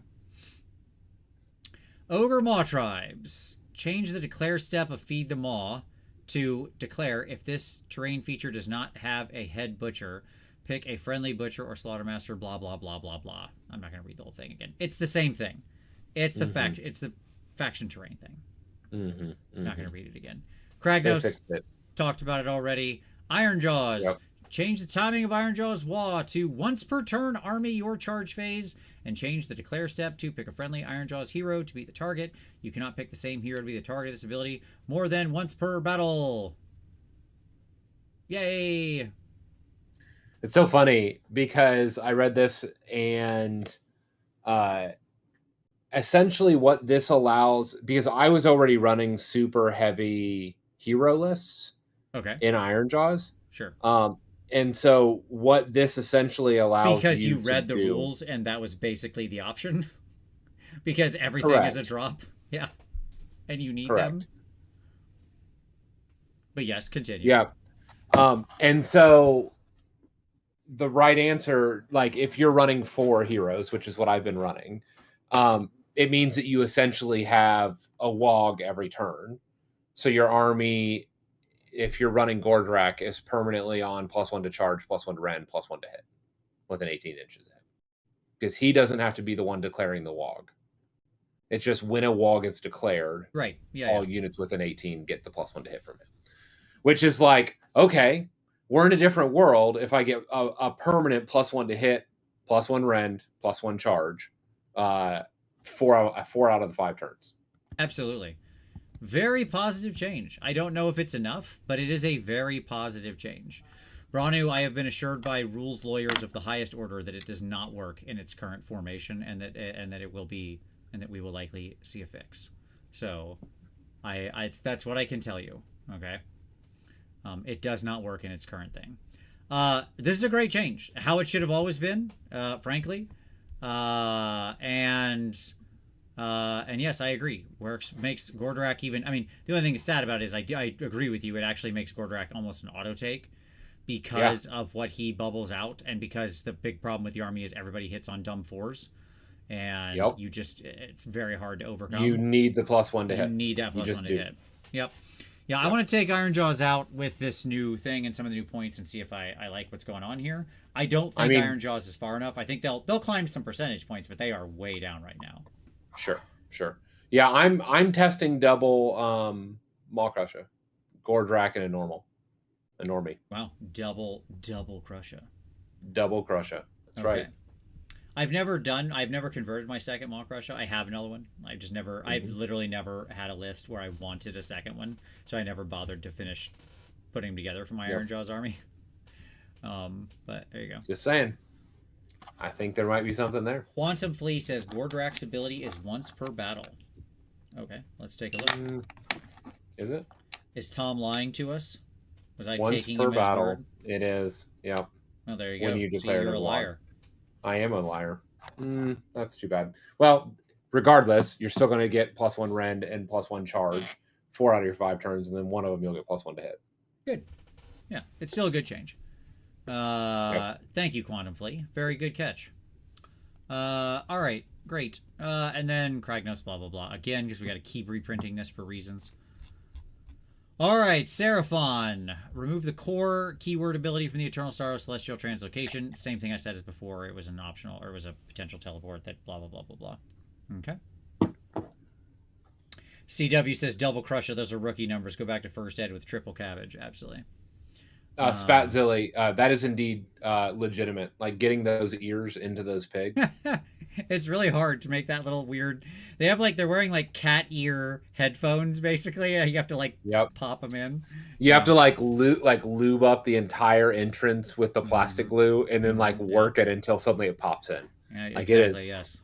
Loop it up, work it in. Absolutely. That's what this. What are we talking about with the show again? I'm sorry. Yep. Okay. So stop hitting your microphone, Tom. I'm going to kill you. All right. So the Saurus Astrolith Bearer. Change the effect of Celestial Conduit to, if that spell is successfully cast for the rest of the turn, add 3 to the combat control scores. Sorry, to the control scores of friendly Seraphon units while they are wholly within 12. Cool. Fine. Perfectly fine. Sons of Bahamut. Artifacts of Power. Change the timing of Glowy Lantern to passive.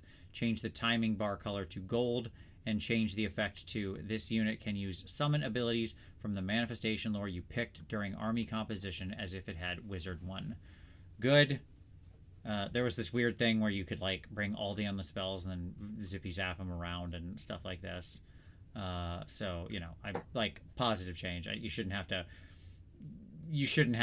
to bring 16, 20 endless spells with you just to play Sons of Bahamut. That's the opposite of what I wanted to get into. Westy 2024 says, Vince, I'm picking up the Cities Spearhead on Monday. What is a fun color scheme? I don't plan on doing the box art scheme. Thank you for the tips. What is the name of it? I think it might be, I don't have the Cities book in front of me, but there's a color scheme in there that's like a really nice red wine crimson color that I think is actually really cool. I think it looks great because there's like a for the transfers, you can do them in black or white, and with that like dark sort of crimsony red wine color, the white transfers of like the stag or whatever look really, really nice on there. So yeah, it's like crimson, and that looks good with the steel as well, that you're going to use as like another big primary color. So I would check that one. Somebody mentioned Lethus as the paint scheme. The Lethus, I think that's the purple scheme. That one also does look pretty good. So, there you go. Hope that helps, Westy. But yeah, get into it, man. It's great. Cities is a lot of fun, and I think that they're in a pretty good place right now. They came out of this pretty well. Okay, maybe Lethus is the Crimson Wine one. I don't know. Okay, here we go. Kraken Eater Mega Gargant, roll a dice. The Get Off Me land. Roll a dice on a 2-up. You move the target 2d6 inches to a new position on the battlefield. Yada, yada, yada. Restrictions, whatever. They still kick objectives. Fine. Kragnos, dumb thing again. Soulblight Grave Lords. Change the declare step of Orb of Enchantment to declare. Pick an enemy hero in combat with this unit to be the target. I don't know what it was doing before, but I assume this was a cleanup. Was it just like pick an enemy hero within a certain range or something? Probably. I think so. And then Torgilius, a change I was very happy about. This is a correct change. Effect, this unit can use the Deathly Invocation ability even if a different friendly unit has already used it this turn, but units that have already been picked to be the targets of that ability this turn cannot be picked to be targets. This is, I think, a good middle ground change. I would have honestly canned the entire ability and given him something completely different.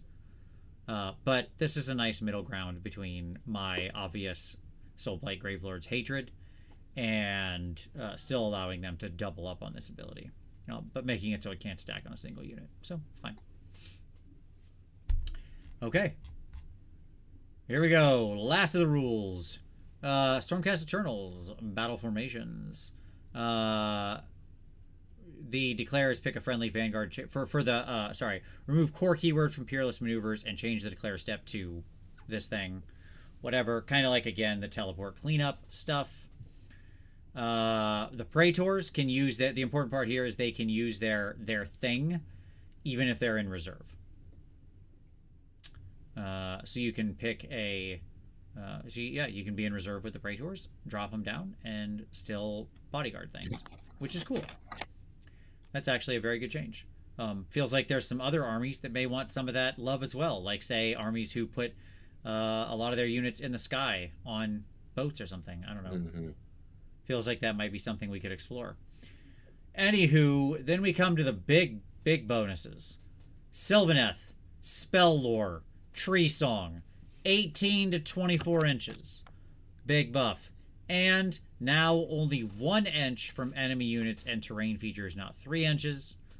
So you have a much better chance of actually getting these on the board. So, there you go. In addition, but we're not done yet. That's a great change already. So, better chance to actually be able to get them on the board, at least as far, like, both from the range you can throw them out, and they're much easier to fit amongst table terrain.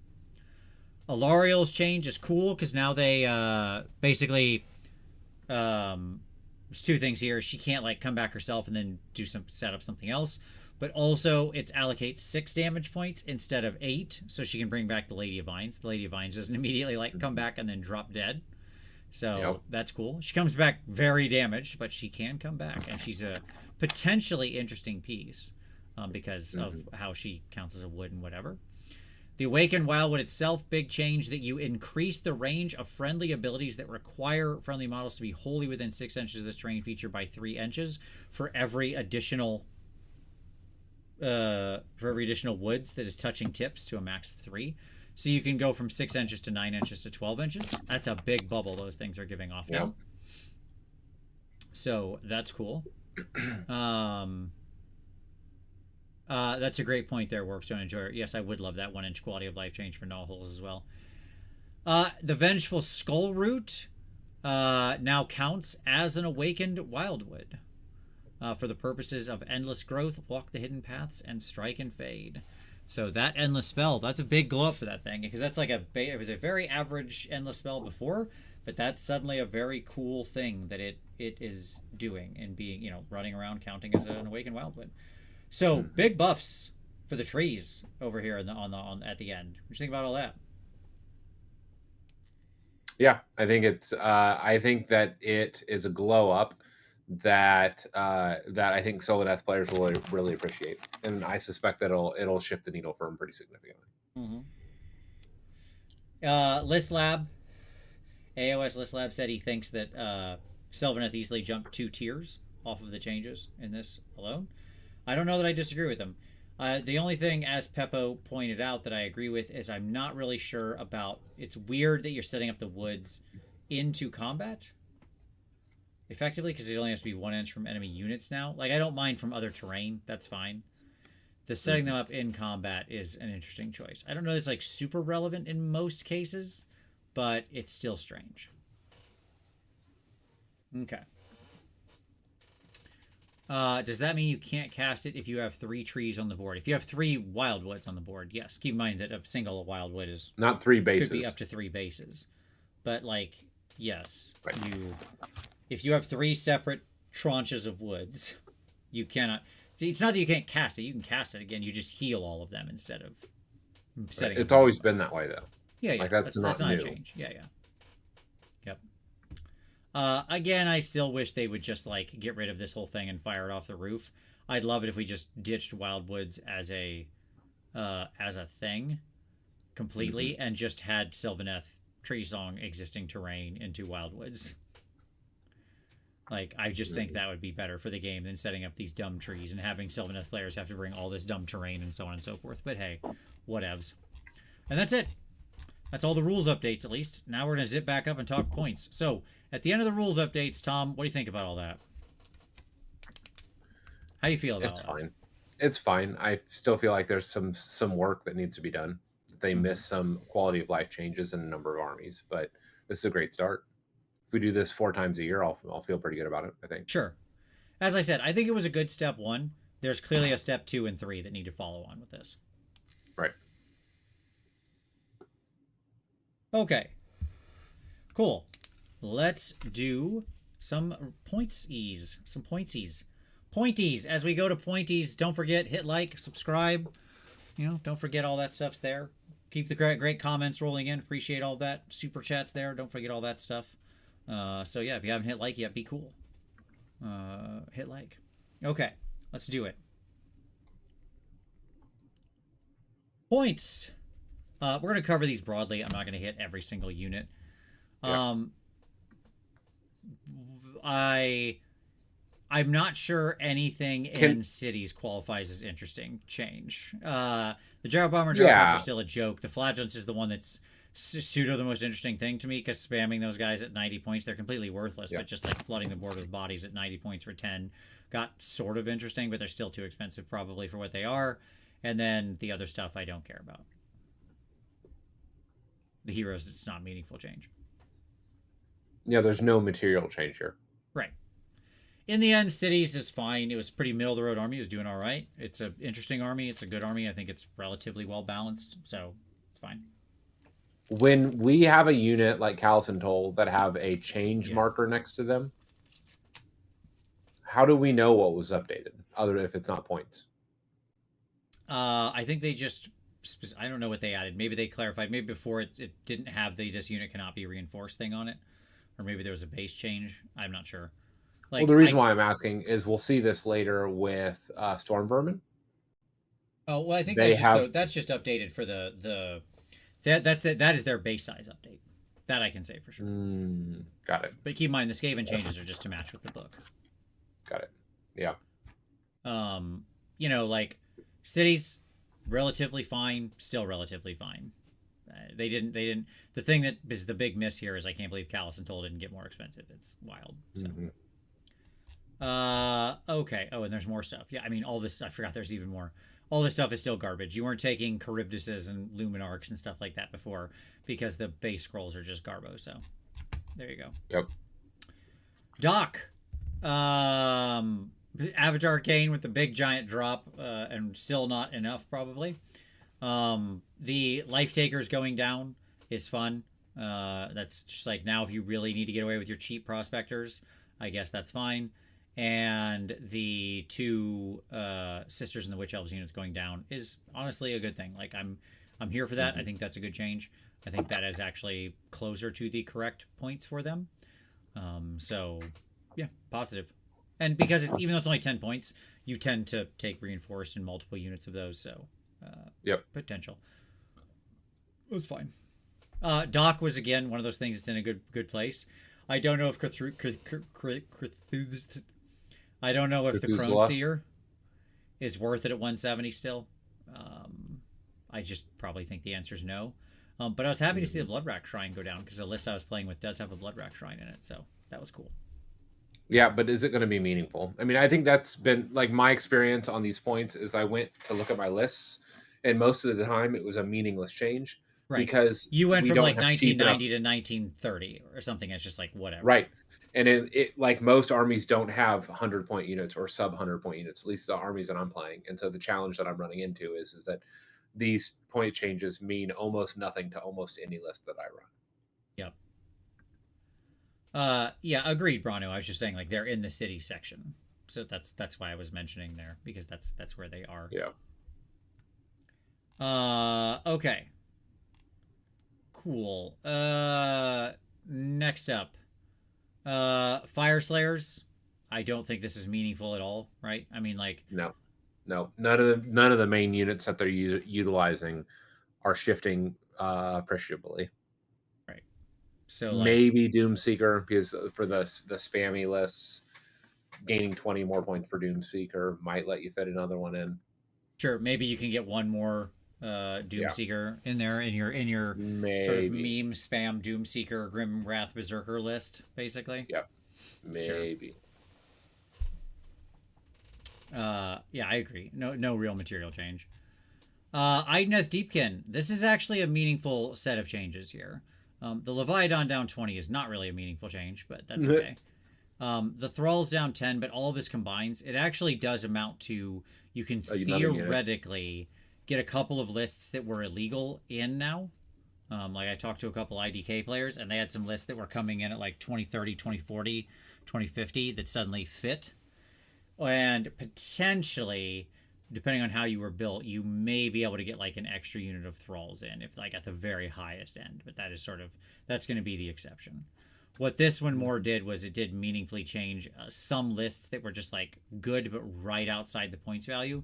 It opened up enough to allow that those lists to exist. So I think this is interesting here. IDK didn't get any like meaningful rules changes. They were sort of a low middle army.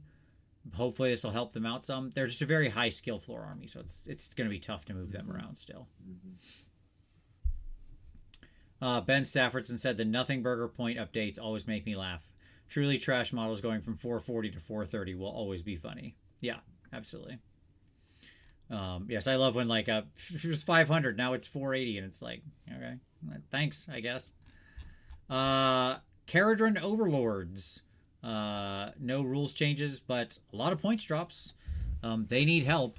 They need a lot of help, and I don't think this is enough help.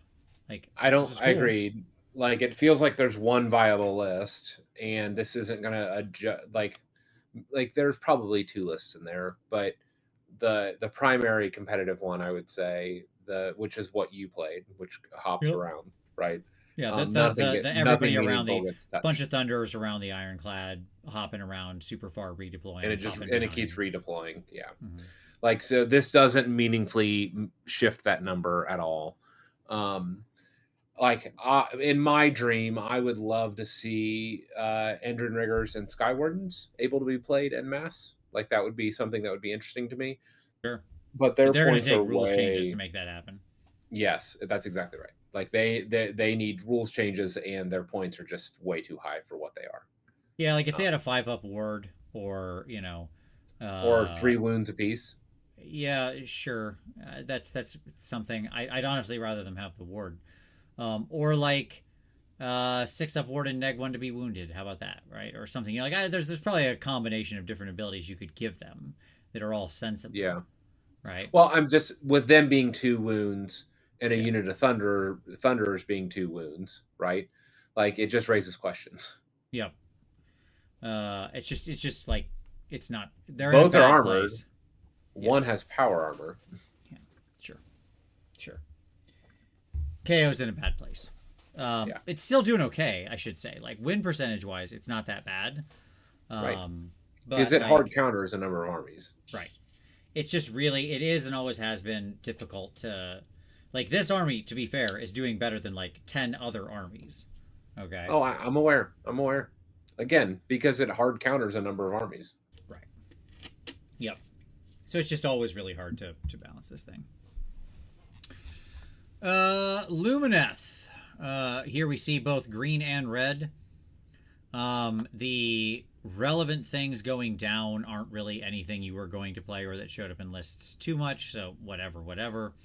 The Caligrave going up a scotch, the Enlightener going up a scotch, fine, whatever. The Huracan, the Wind Chargers, Blade Lords, Dawn Riders, River Blades all going up. Oof. Yeah. It's such a hit on River Blades. Now it's 160 point prospectors. Sure. I mean, really, really good prospectors, but yes. I still think I think points-wise, whatever, this army needs some rules changes still. That's my argument. Specifically on the Huracan side, it's exactly what List Lab said on Twitter, which is like some kind of limitation to the number of activations for Huracan units, or dice rolls, or whatever, right? Mm-hmm. Like, something. Yeah, like a Fox going up 10 points is just, it's hilarious, right? So right. Okay. What they're doing is they're breaking lists. They're not actually changing the armies.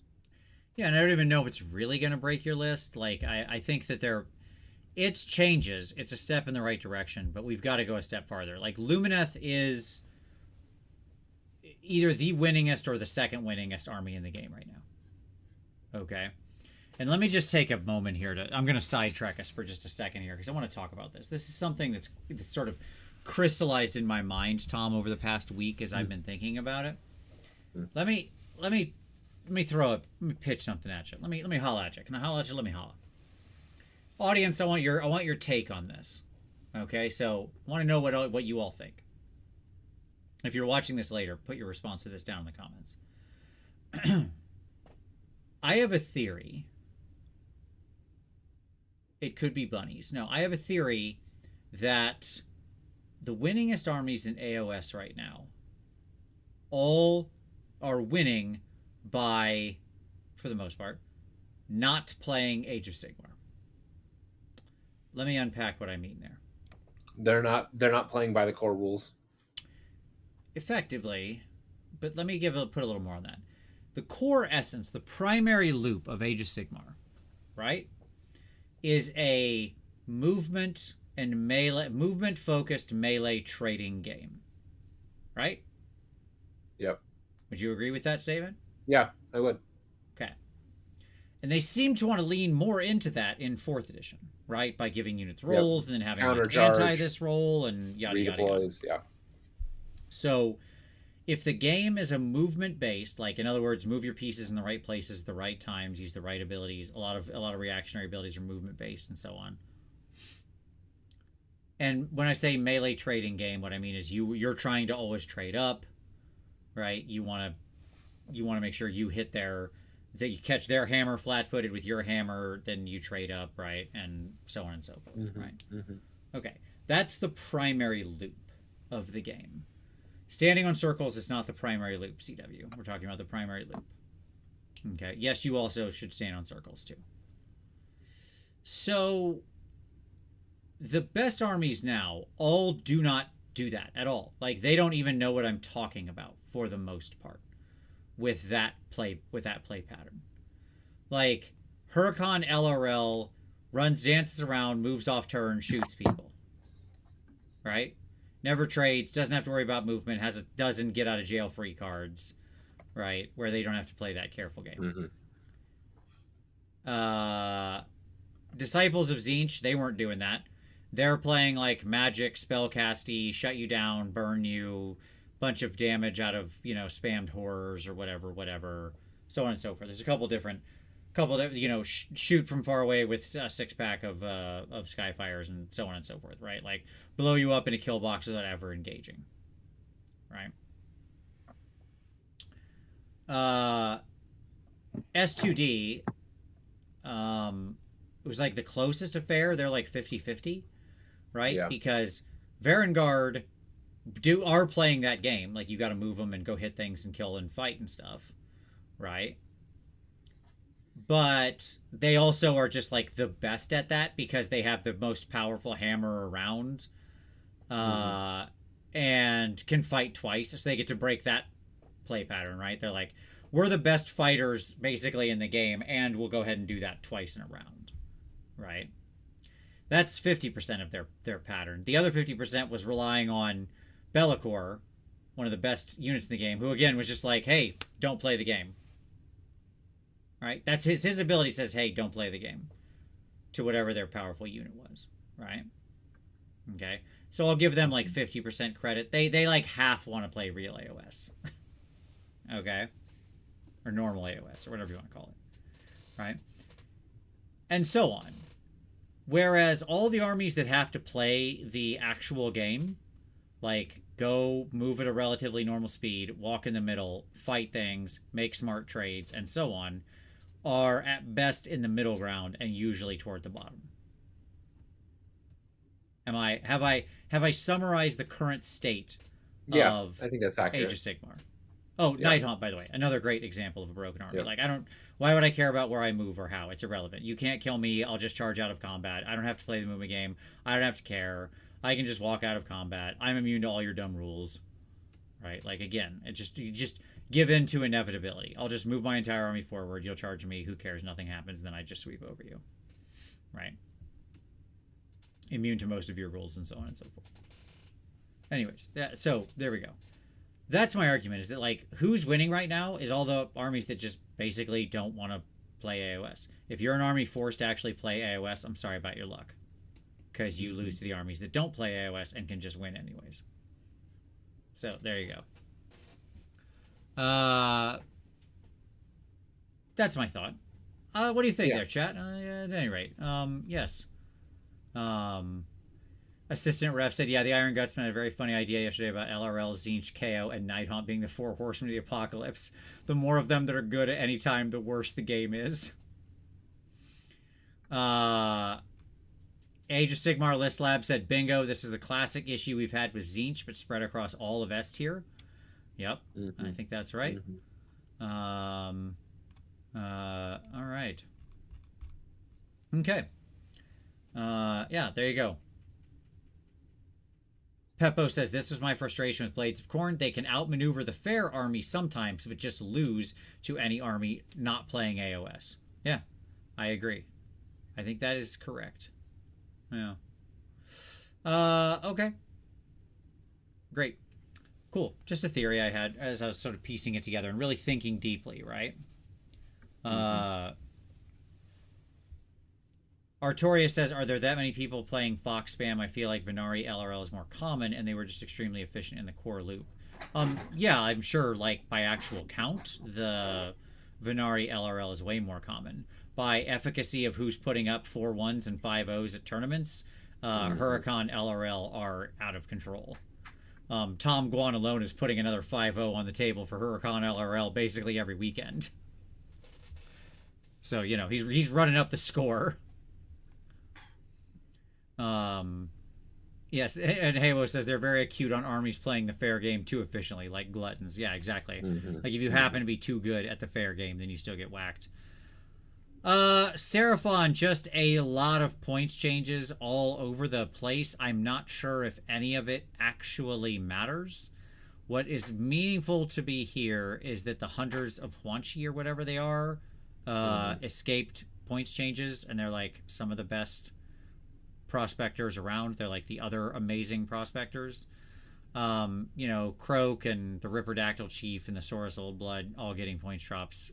Like, who cares? The Stegodon Chief, who cares? The Pterodon Chief, who cares? These are not meaningful changes, right? And I think the meaningful changes here are the Agrodons going up slightly and the Saurus Guard going up slightly, both of which seem fair. You know, Seraphon are a strong army. They're up toward the top of the fair middle. I don't think this will change much for Seraphon, is my answer. Yeah, they are. They are, Peppo. They're like so good. They're so good. Oh, yeah, the Hunters of Huanchi are just like ridiculous for their points. So, yeah, I think Seraphon will probably mostly end up in the same place. Gopherman X, new to AOS, what does Prospector refer to? Yeah, great question. Sorry, we get these little terms that we invented. Okay. Prospectors, in the current game of AOS, you have sort of 3 main roles you're trying to fill. One is sort of buff pieces. So these are generally heroes and utility that is going to maximize the efficacy of a unit. The second is a hammer. Okay, and that's probably fairly obvious. You want somebody who can go out there and get the gold, right? Who will kill somebody standing on a circle, so on and so forth. Remove problems. The third unit type, because of the nature of battle tactics and how annoying they are and how they still exist, is prospectors. Prospectors get gold. They walk out, they start on the edge of the board and walk forward and do stand near the 2 edges. Then one of them walks over here and does take their land, right? And then so on and so forth. And if your order, as you are with Hunters, then you've got the 2 of them here and you got 2 units back here and you do the I'm in all 4 quadrants. So you're now 3 battle tactics deep off of these cheap 80-point dorks, right? Or whatever. But every army has them. So effectively you need like 2 armies or 2 units of prospectors. They can also double as chaff when they need to in certain situations. So there you go. Okay. Stormcast. Ionis down 20. Karzai down 20. Karzai needs to come down more. He should be like 450 tops. But Ionis down 20 is good. I like that. And then down here, the Imperator down. Don't care. You're not going to take him. The Terminos, you're not going to take him, but he's cute. People will take him just because he looks super cool. So for those people who are paying the awesome aesthetic tax, they save 20 points. That's fine. Annihilator's down 10. I don't hate, actually. Don't hate that at all. the and then the concussors, desolators, and tempestors down. Still probably not the best choice. Any of these points shifts in Stormcast actually move the needle? That's the question. Potentially. It's really hard to say. What's going to happen here with Move the Needle on Stormcast is a couple of 2050 point lists just became legal. Right. You are never going to get enough out of this to get another unit in this expensive elite army. Right. But there are some builds I played around with where I was like just slightly over. You can squeeze in under. Yeah. Yeah, that will come into play. But again, how much are these going to change in the book? Are these the book points already? Is that what we're getting? I don't know. Who knows? Yeah. So like it means that like there could be a minor change. I guess it's technically possible they could save enough if you were at 2000 exactly. Depending on your list, it's possible you now fit in an extra unit of Aether Wings. So or Liberators.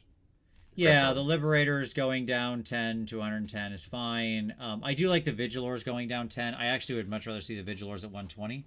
Honest answer. Because I think they're a good unit and serve a good role.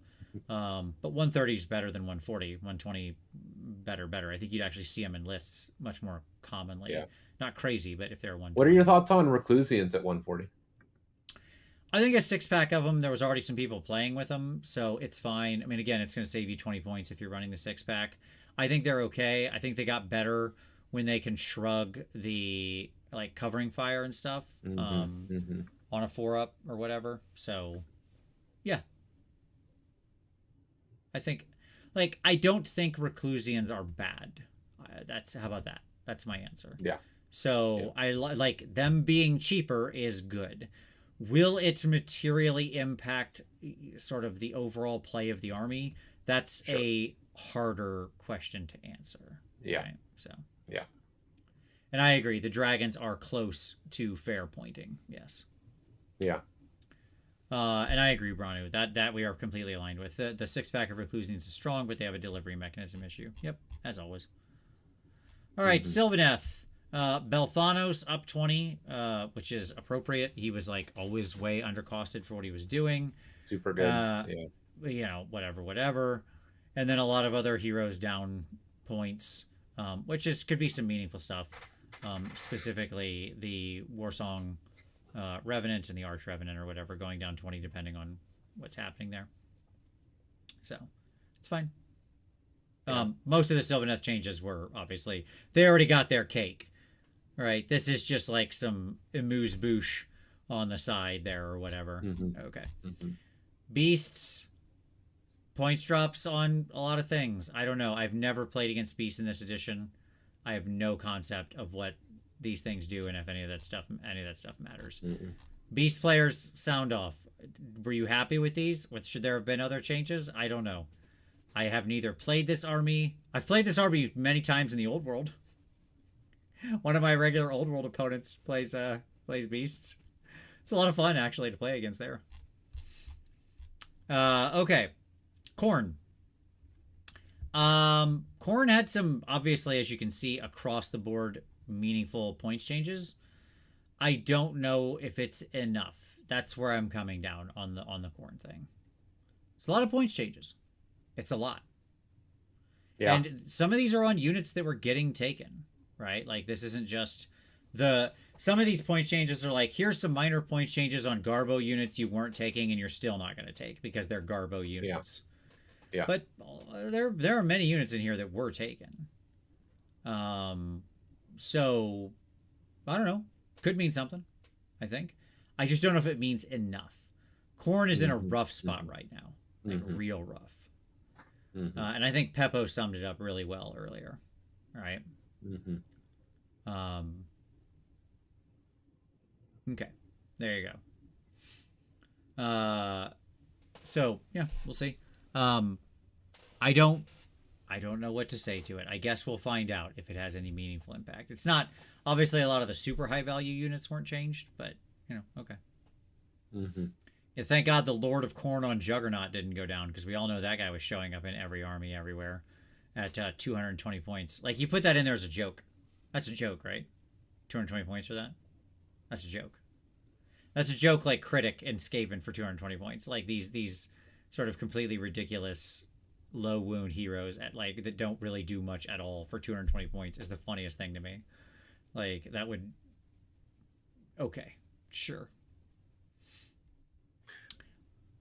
I wonder if there might be something to play around with the Mighty Lord of Khorne stacked with heroes in his, because it says because any of, bloodbound warmonger.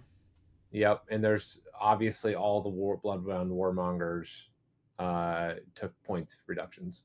Sure. I guess, like, you can take one. Yeah, thank you, assistant ref. Literally, they just, darn it, assistant ref. You beat me to it. It's a trap. You can take a terrible hero who can take a bunch of other terrible heroes. Yeah, I was gonna say, Yeah, you can yeah, spend some bad money. You can place a bad bet and then double down on that bad bet. yeah. So I'm not sure on that one. Okay. Disciples of Zinch. A lot more green than I was expecting for one of the strongest armies in the game right now. That just got buffs. That just got buffs. So, okay. I look forward to the dominance of Zinch in the new era. Like, this army is not going down, it's only going up. Mm-hmm, mm-hmm. I don't know what else to say there. That's what's happening, right? Like me some Jade Obelisk at 100. Sure. Sure. I mean, yes, the Lord of Change went up 20. Okay. Cool. I've got the flex because there was other things here I was taking potentially that I just saved that exact point on. Like, this does at best nothing. Or sorry, at worst nothing. Apologize. Flip that around. At worst nothing. At best they actually save a few points. All Yeah. their really strong units did not get hit with points increases. And this is like what, the third strongest army in the game, generally outside the current win rate. Like, it's outside of the fat middle. How did this happen? And they got a bunch of buffs. Yeah, I agree, assistant ref. Yeah, the changeling going down 20 points is the strangest change in the whole pack. Yes. So, okay. Cool. I guess it's a good day for the to follow the changer of ways. There you go. I can summarize the Slaanesh changes very easily. It's a bunch of crap. Everything that went down sucks, and you would never take it in a list because they are straight garbage war scrolls. Hot Chinatown garbage on a sunny day. Okay, you are not taking any of these with the exception of Celeste. It is the one thing that actually I have used and can have some play. Everything else here is basically garbage. It's all the chariots and stuff like that. You're not using those. They're so bad. They're beyond bad. They are catastrophically bad. I do not know how they're pointed like they are. A Seeker Chariot in its current incarnation is barely worth 60 points. And if it was actually pointed where it's supposed to be, it would end up you would end up having tables flooded with them of just like fill the table with garbage chariots. Rewrite the scroll. It is in literally all of those chariot scrolls are in the death spiral, where there is the points cost where you can actually point them versus the point where they just get where spam board control garbage becomes a strategy, right? They don't meet. So stop it. Get help. Okay. Yeah, so there we go. That's easy enough. Magakin of Nurgle. A lot of green. A lot of green. So Nurgle had this nice new ability. And a lot of points changes on stuff. Tom, you're probably closer to Nurgle than I am. You know, none of these are huge. And none of them are real. Like, you got a lot of small hero-ish that you were taking one of, maybe, going down. Ultimately, this probably amounts to what, like, maybe 30 to 50 points to the list? Maybe. I mean, your challenge in this army seems to be consistently damage, right? And I don't know that any of these changes really shift that or really move that needle meaningfully. because again, it's a lot of it is a war scroll issue, not a points issue. Sure. Yeah, I don't know. It seems like a step in the right direction. I'll be interested to see what happens with Nurgle with these points changes plus the small little bump from the allegiance ability. I suspect it's going to take a good solid another pass on Nurgle to have them be, competitive. Yeah. But it's a step in the right direction. But I think overall they're not there yet. Skaven is just aligned with the book. That's all it is. It's everything I talked about on the show last week. Still Skaven stuff. And again, everything I said last week was a joke at that point. It's still a joke at that point. Be'lakor going up 30. That's fine. I'd pay 500 points for him. Don't stop now. Give me a break. He's like one of the most... He's maybe the best scroll in AoS. He's top 5 for sure. I don't think that's controversial at all. Like, he's certainly a top 5 scrolls. I would argue maybe like Kairos is in the same place as him. Right? Of just like a really good unit in a really good army who synergizes with his army in an incredibly good way. So that's fine. The Chosen going up is weird. People weren't taking a ton of Chosen, as it were, but I guess that's to probably stave off, like with the Varangard nerf, or with them going up 10. Hilarious. Oh, solved it. Boy, that'll stop them. That 20 points for their Varangard unit, or 40 points if they took 12, that'll show them. And like, the most positive change to me here, like the Slaughter Brute at 220 is so funny. Keep going. You'll get there, guys. You'll get there. The most positive change to me here is honestly the Ogroid Therodons at 180, like down 20. They're actually on them being at 180 versus now the Chosen being at 260 is actually meaningfully interesting to me as a choice point. So they're almost there. Yeah. A lot of the stuff that changed is like crap that I'm not going to talk about, like Fulmoroid Crushers. Come on, get out of here. What are we doing? The Dark Oath Chieftain on Warsteed. Okay, no, he was bad before, he's bad now. Stop it. Whatever. Right. But at any rate, it's fine. Like, S2D, again, one of the strongest armies around. I do not think this probably meaningfully moves them. Maybe a little. I don't know if they lose a unit. Maybe they're more squeezed on their Prospector unit now. One of their Prospector units. That's the only thing I can think of that would happen. But I mean, most people had already gone to Raptorixes for Prospectors instead of Furies anyways. Because they can kind of do the job just as well, so who cares? Right? And so maybe they've got to like... I think worst case they use up... Their Prospector situation gets dicey. But I think they'll still be quite strong. I just don't think 10 points on Varangard means much of anything. If it means anything, it means you'll tend to see like only 6 of them now instead of you'll see the occasional 12ers even less. Right?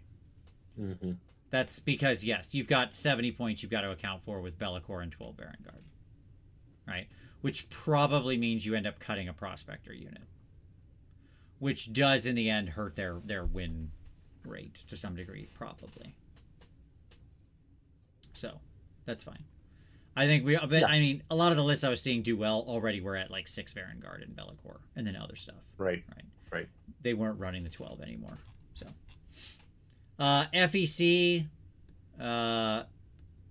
probably still needs some more help. I mean, obviously the Terrorgeist and Zombie Dragon changes are a joke. Yeah. The singular monsters aren't going to do it. Yeah. Yeah. Like, there's no meaningful points changes here, so it's fine. Nope. Night Haunt. Night Haunt, yes. Blade Guys Revenants up 10. Harridan's up 10. Hexwraith's up 20. We're getting there. Reichnor up 10. Keep going. We can go farther. Like, the value is still crazy. Yeah. Yeah. Hexwraith's at 180 is still an incredibly good deal. Yeah. Right? Yeah, you're essentially going to lose. I mean, yes, although I would say is that them losing the their +1 to hit and wound reliably against a whole Oh, bunch of sure. units does Sure. hurt Having their that priority output. target all the time. Yeah, yeah. Yep. Right, because they were the number one target for Nighthaunt. I mean, ultimately, what this is going to mean is that you're going to lose a unit. Maybe. Yeah, maybe. Maybe. Or like, I'm still soft on. they're still really cheap. Let me just say that They this are. army, for what you get for a bunch of effectively invulnerable 4-up, 5-ups, or 4-up, 6-up, 4-up, 5-up. Yeah, I mean, Every all army these gets are for light. 10 wounds for these numbers. Yes. Like for the Dreadside Harridans, for the Bladegeist Revs, and like Yep. a lot of other armies are often getting 20 wounds for that same amount. A lot of other armies have saves that get modified. Yeah, of course. But When I'm saying you the just math is the straight same. But ignore the 50% of math the is the same. non-spell damage done to you, Sure. Right. it's a The pretty math is the meaningful same. thing. That's Sure. what I'm saying. Yeah, like when you're paying 160 for 20 wounds in a number of armies, right? Like that is not 160 to 180 for 20 wounds. Like Iron Jaws is 180 for 20 wounds on a 3-up save.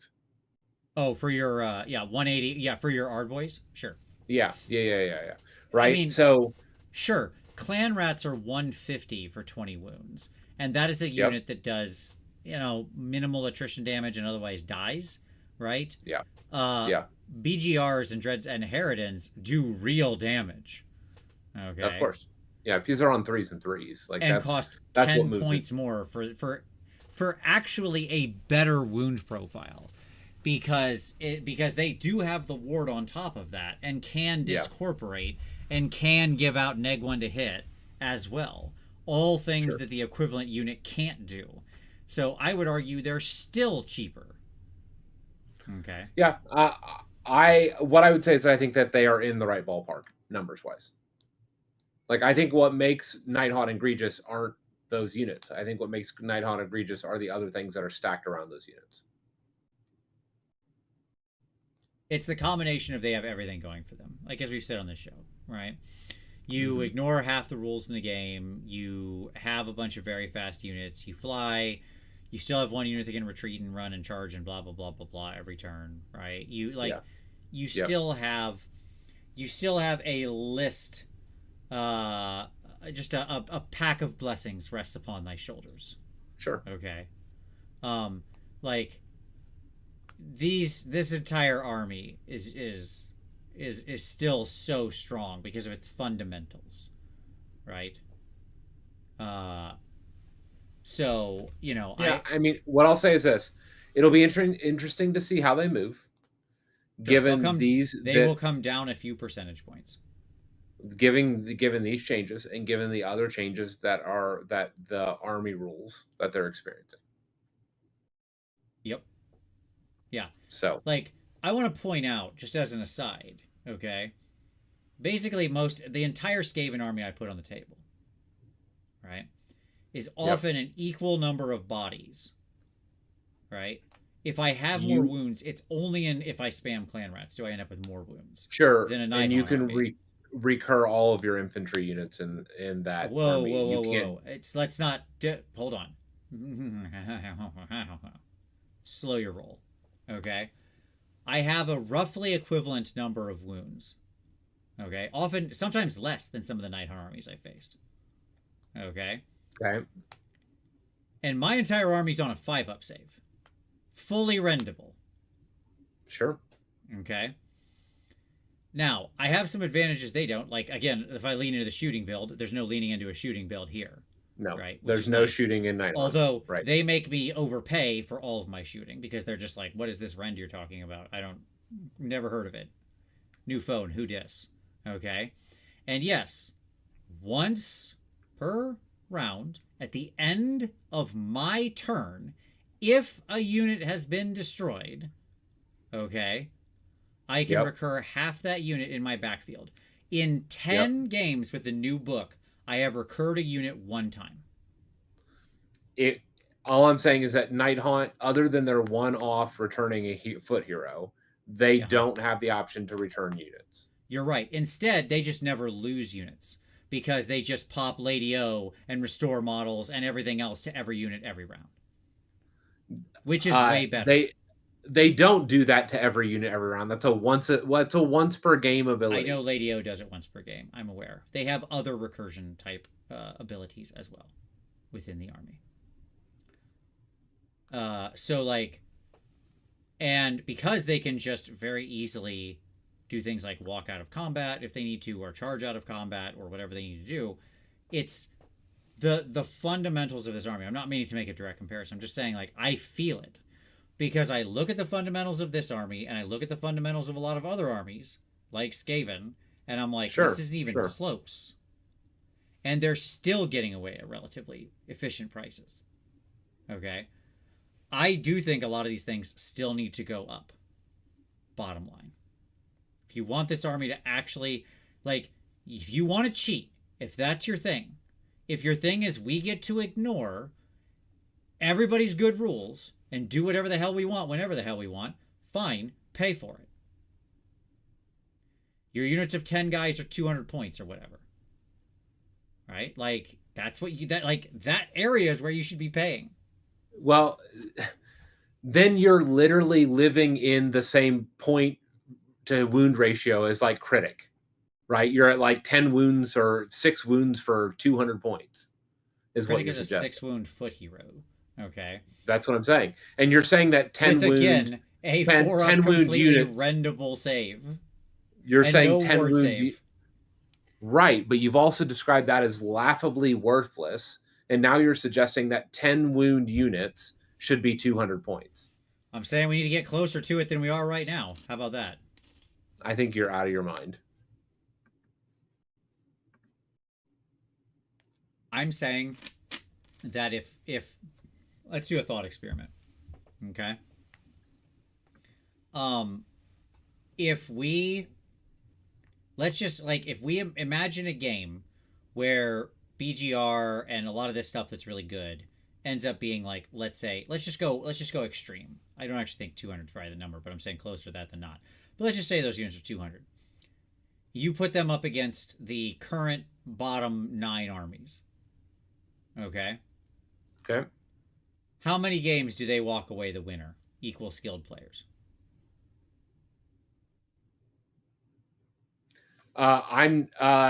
So you're talking about having like 1 to 2 less units on the table. So yes. No, I mean mathematically you're talking about having 100 wounds in your army. Sure. Okay. Probably great. Less. Okay. Like probably 80 to 100 wounds. Sure. That's with fine. With very little, no unit recursion, and maybe some model recursion. Yeah, sure. Let's say yes. I think they still walk out of that 7-8 games being the winner against the. Yeah, I'm not convinced. I've watched this army work. It's for most armies. This is just a nightmare to fight this army. Like your tools don't work, your strategies don't work. They just cheat their way out of it. That's what they do. They just like get built in to ignore it. Like they are an elite army with elite army tricks, but they pay the cost closer to a spam army. Again, like we'll see how this shifts. But again, they don't have some of the other things that other armies do, like again recursion. I'm going to say it again. They don't have major recursion. Okay, sure, that's fine. I'm okay. I mean, their most ubiquitous recursion ability is on a like 8 wound model that costs what 300 points. Yeah, she's 300 points, and everybody takes her. An 8 wound model, 300 points. But that's what I'm saying. She's like, completely worth it. But that is exactly what I'm talking about. That you are paying a premium for those 8 wounds. I don't disagree. I think Lady O is correctly pointed. Okay. Am I wrong? Do you think she should be cheaper? No, I think that she's in the. I think she is in the right ballpark, and I'm not sure that, for example, Dread Scythe Harridans are in the wrong ballpark at 160 for 10. I mean, I think that like I think they could easily be 180 and they'd be very fair because most of these big units are just don't die. I mean, to anybody except like Zinch and LRL. That's who actually takes them down. That's their natural hunters. The only other armies that are hunting them are the other two big bads. They're not You're not ubiquitously on 3s and 3s, are they? Those ghosts. Some of them are 3s and 4s. Is that correct? It depends on the guy you're talking about. The individual. It depends on the individual models. Like certainly hex rates are on 4s and 4s. Oh, I know they are, but they don't have the same. They're not doing the 10 wound thing you're talking about. Like they're 15 wound models or 15 wound units, obviously. Right. Most of these guys like are on. I think the BGRs are on 3s and 3s. Yeah, they are. They're 3s and 3s. Dread Scythes are on a higher number. They're on 4s and 4s. They just have the +1 to hit and wound if they're damaged. They go to 3s and 3s if they're fighting damaged enemy units, right? Yep. You know. The reason why I bring that up is because there is an equivalent in the same ballpark for Skaven, right? It's not an unrendable save, but you do have a 10 wound unit on a 4-up save, 3s and 4s, neg1 rend, with a comparable number of attacks. Are you talking about Storm Vermin? I am, and you think they're trash. They are trash. If that 4-up was ethereal, they'd be great. It would be that easy.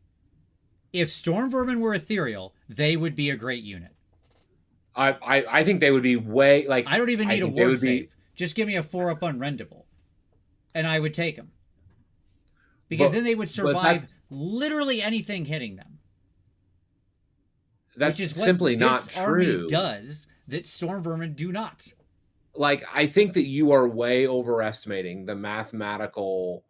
I am applying a 50% bonus because that's what it is. It is a coin flip. You ignore half the wounds dealt to you. It's not complicated math.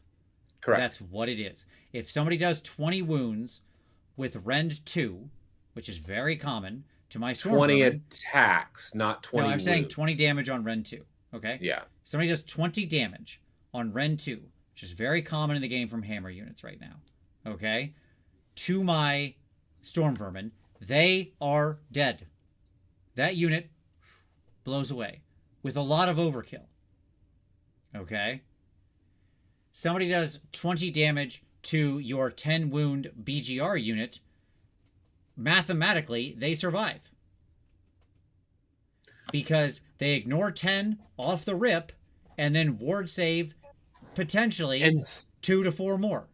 And so you're suggesting that ethereal is worth 50% a point increase. Yes. Going from like combined with everything else in the game. Yeah, I really am. Okay. I really am, especially combined with all their other rules. Because I'm just pointing out that they are like at 140. You think they're complete trash with almost similar profiles, except for Rend and 2 points and one or 2 points of movement. Okay. That is the most nonsensical thing. Except for, let's start. You ready? Let's go. Here we go. Except for fly, move 8 inches instead of 6, be ethereal, have a ward save, the ability to discorporate, charging into a unit and causing neg1 to hit, having 2 other people who can charge in the unit and make them strike last and or give them neg1 attack. Having the ability to restore models while they're still alive, a thing I can't do. I am not That's done not yet. true. You can rally. And you can put units back on the table for discorporation. I'm talking about an army ability. But you're talking about the ability to put these things back on the table for discorporation. That's the same as. It is not the same as all defense. Don't even say that. It is. It is in the same ballpark. It absolutely is. BS, and you know it. A ward save is 100% applicability. Close enough. There are a few abilities in the game that ignore ward saves.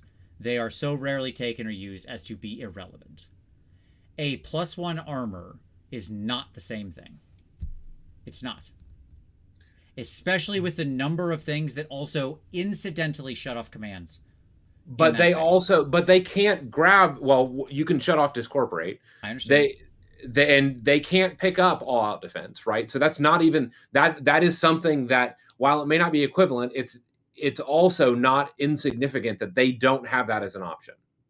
Let's not spend the whole rest of the time arguing about this. Here's my final statement. Do these guys come down from where they are in, 68% win rate or whatever? I don't know what they are without mirror matches, to within the fat Absolutely. middle based on these changes? I don't know. I'm not sure. No is the answer. Hell no is the answer. Okay. Okay. Yeah, it's like, Because I think that you're going to see a not insignificant number of games that are going to, the needle will move on, because the Dreadblade Heroes aren't able to snake do all the things that they were able to do before. I think there will be a material change to their win percentage. I said that. They will go down some points. They will still be well outside of the fat middle on this change. That's where I'm coming down. There you go. Which means we didn't go far enough and they're still too strong. That's it. That's simple math. Okay. Time will tell. Gypsy Danger, what changes do you think would help FEC? Let's talk about a fun thing, Tom. Here, we'll leave behind our acrimony and talk about this. What would help FEC? They need some fundamental rules changes, I think, because talk about their recursion is in a tough spot. They're relying on a lot of foot heroes who don't want to fight. That's tough. Building their points is tough. They have to take Usharon. Their units are largely made of paper and don't play a trading game very well. And then without heavy recursion, that's tough. So those are my the thoughts. Addition incentivizes low hero count, and their entire mechanic and their entire structure of their army is based on a high heroes. And so there's inherently a disadvantage there.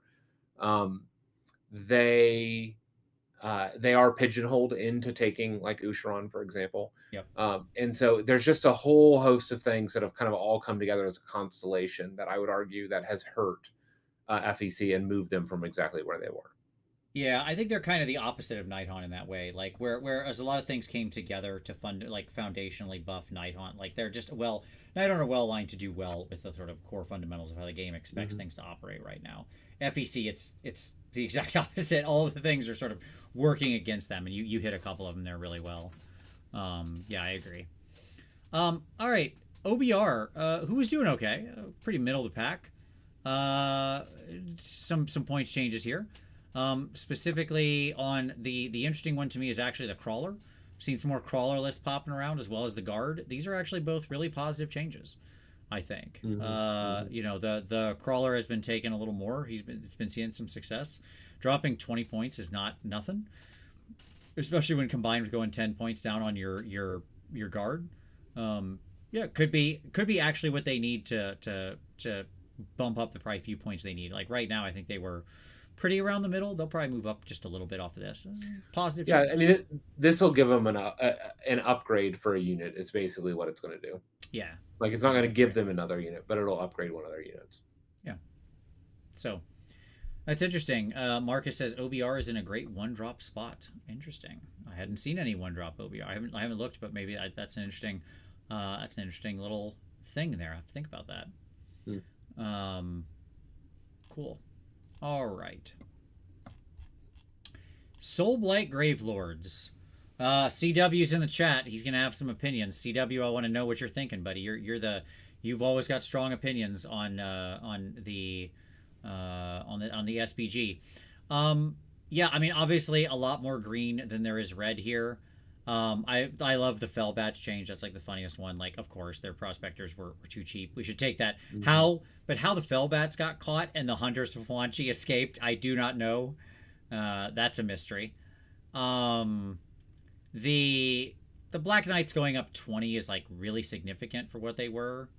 I'm not sure I'm with that. But Tom, Black Knights are 180. Just saying. Okay. Yeah, I mean, they impact hits and stuff. No, yeah, Black Knights are good. They're a good unit. I think they were one of those units that a lot of SPG players were sleeping on, because I actually do think they were quite strong. But I'm just pointing out. I'm just pointing out points cost here, Tom. You do with it what you will, you know? Sure. At any rate, they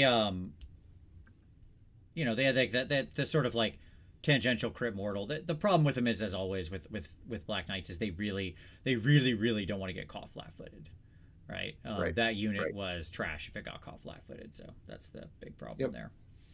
But all in all, seems like some, I like seeing Elias points down. The thing I was really happy to see Kato go down 10 points. I love Kato. I think he rules. Sure. Sure. So him getting cheaper even a little bit was cool. Radikar the Beast, I actually really like Radikar quite a lot. So him going down was cool. He's another one that, like, probably I'm the only person who was actually taking him when I played my SPG army, but I liked him. I thought he did really well for me as like an interesting backfield piece.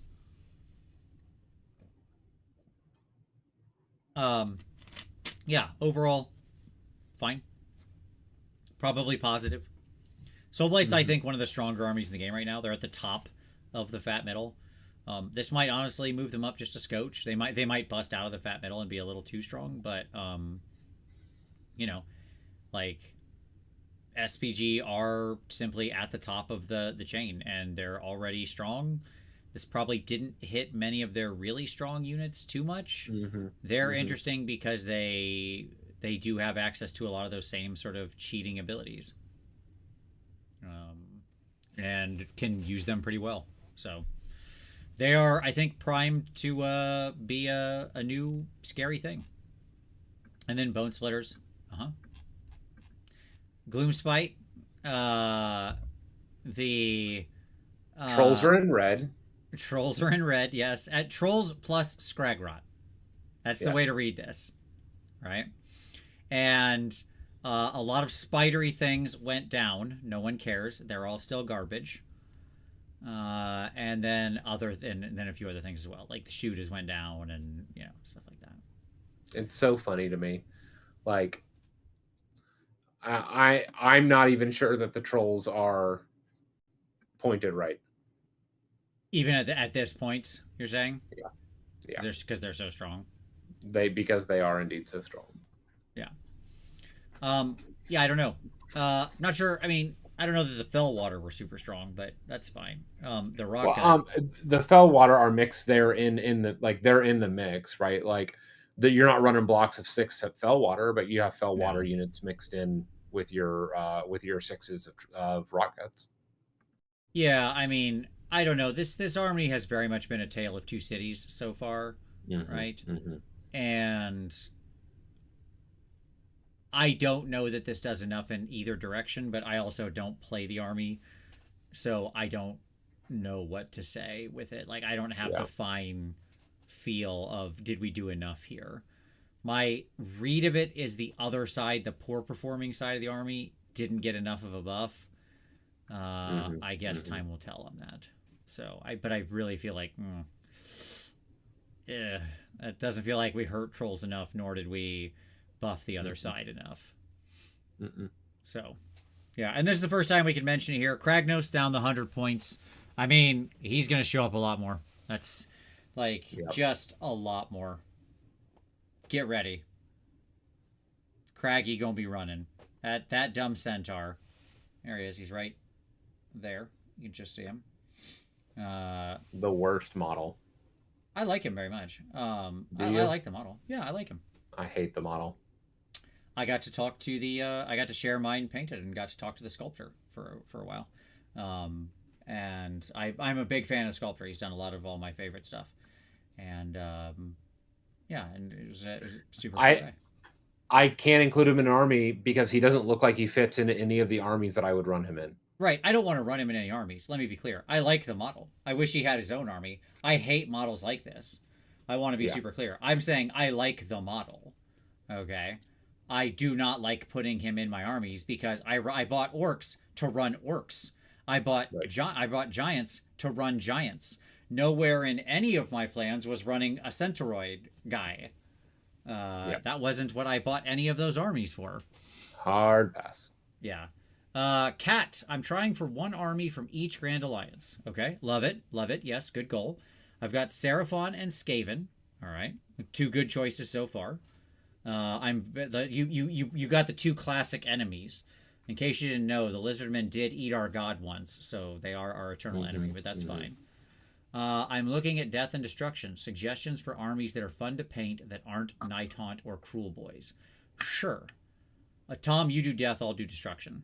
I mean, easy recommendation for destruction. Iron Jaws are incredibly fun to paint. You can paint them to like actually a pretty high standard in just a couple weeks doing some simple tricks. They look beautiful, they're gorgeous models on the table, and it's not a high model count.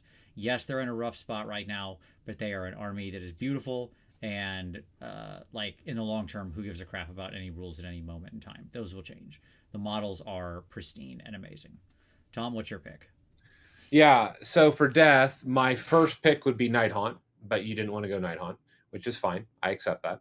Um, uh, so my next pick would be Soulblight Gravelords, just simply because it's a. I mean, so one of the challenges that I think that you have with your lineup is that you have essentially one toolbox army, potentially another one with Seraphon, right? Yeah, sure. And so in that sense, If by you like adding toolbox Soulblight, armies, I guess keep going. yeah, if you like toolbox armies, then you can add Soulblight. But one of the challenges is you're not going to get a different play style. You're not going to get a different experience. Sure. Iron Jaws ideally would give you a different experience. It Yeah, used to give you it used to give you a playing a better bad army experience than it against other gives. good armies. Yes. It used to give you a better experience, right? Of like a smashing and bashing big Yeah. stompy army. It doesn't give you that anymore. That's why I was going to suggest Night Haunt, because Night Haunt does skew quite a bit different from the toolbox feelings of Seraphon and Skaven. And actually, it's remarkably fun to paint once you get into it, surprisingly. Because you can do OSL and a bunch of other weird stuff. But you can do a lot of that. You could skew in Soulblight and do like a Virkos army or something like that. That would be fairly distinctly different than some the toolbox stuff that you often get with Soulblight. Agreed. All right. Iron Jaws, lots of points drops. Lots of points drops. Mega Boss at 210, still a joke. Keep going for a foot hero with bad utility. But I'm happy about a lot of the other stuff, like the Tusk Boss on Mogrunta, Gordrak going down, the Mega Boss on Maw-Crusher going down. He's probably still too expensive, but that's fine. He's kind of pillow-fisted. The Ragers going down is fairly interesting. Gorgrunta's not enough. They're nothing but a mobile pinning unit now, and the Rekka is going down is fine. Like, I would have liked. Rekka should be 90 points. Yeah, I agree with that.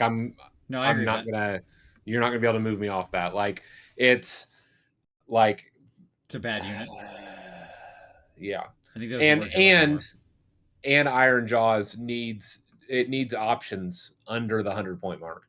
Like, it just doesn't, like, it's so funny. Yeah, building these lists, you'll end up at like 1910, and you're like, I don't know what to do with this. Right, and it happens multiple times. Like, I had 70 points, and I was like, well, I guess I can get rid of the Ardboy hero and pick up a unit of brutes. Sure. And so you always have to be like trading up if you're going to do it. So I don't know. I'm excited about where they're at and what it might look like. By the way, brute should have went down as well. I will die on that hill. They're not the equivalent of the other 200-point melee units. They're not. They're just not. They have a mobility issue, and that mobility issue is not insignificant. They have no delivery. They're also 15 wounds compared to most of the 200-point things, and like those infantry units end up being 20 wounds. Yeah. Essentially it's a cav unit that doesn't have mobility. Right. Yep. That's right. It's just you're just overpaying for it. Yes, they can do so much damage if the stars align, but like getting them to go do anything is so hard. Yeah. So what is the right points for roots? 180? 180 at least. At least. I could be talked into 170 pretty reasonably. But like it's certainly at least 180. Here's the real question I have. What's the real points for Gorgruntas? 150? I mean, again, lower than 180 for what they're doing because they don't kill anything. They're not doing anything other than taking objectives. Like they Right. are your prospectors. Effectively, yeah. Yes, they're very expensive prospectors. Yep. Yep. That can take some hits for a turn, maybe. Right? Like Sure. not a lot. Like Yeah, and they yeah. I certainly mean, can't kill anything. Yeah. again, at 180, that's the same. Like, you can do the math there. It's like to go back to the Mhm. hex race example again, right? Like they certainly don't put Yeah. out that like it's just not even close, right? So Yeah. whatever. Yep. And you don't have any of the underlying army tricks, right? That's the important part to understand here. Is that like even doing the direct comparison scroll to scroll isn't fair Yeah. because you're not Yeah. taking into account like again you mentioned the lack of recursion when we were talking about other things. I mean obviously this is Right. an army completely absent that concept. There's no such thing. You get what you show up with, right? There is no Yeah. recursion other than of course rally blah blah blah. But Well, like which I will say, like rally with the Ard Boy boss, like with a block of Ard Boys, like you're gonna roll like 10 dice, 9, 10 sure, dice, but rally right? is always less useful in a melee focused army, Of especially with course, multiple wounds, right? of An course. army with a high, with like one of the advantages to Nighthaunt with rally is one, it's very easy for them to leave combat and Sure. still go back in, and then two, they, um, they're one wound people, so they actually can Right.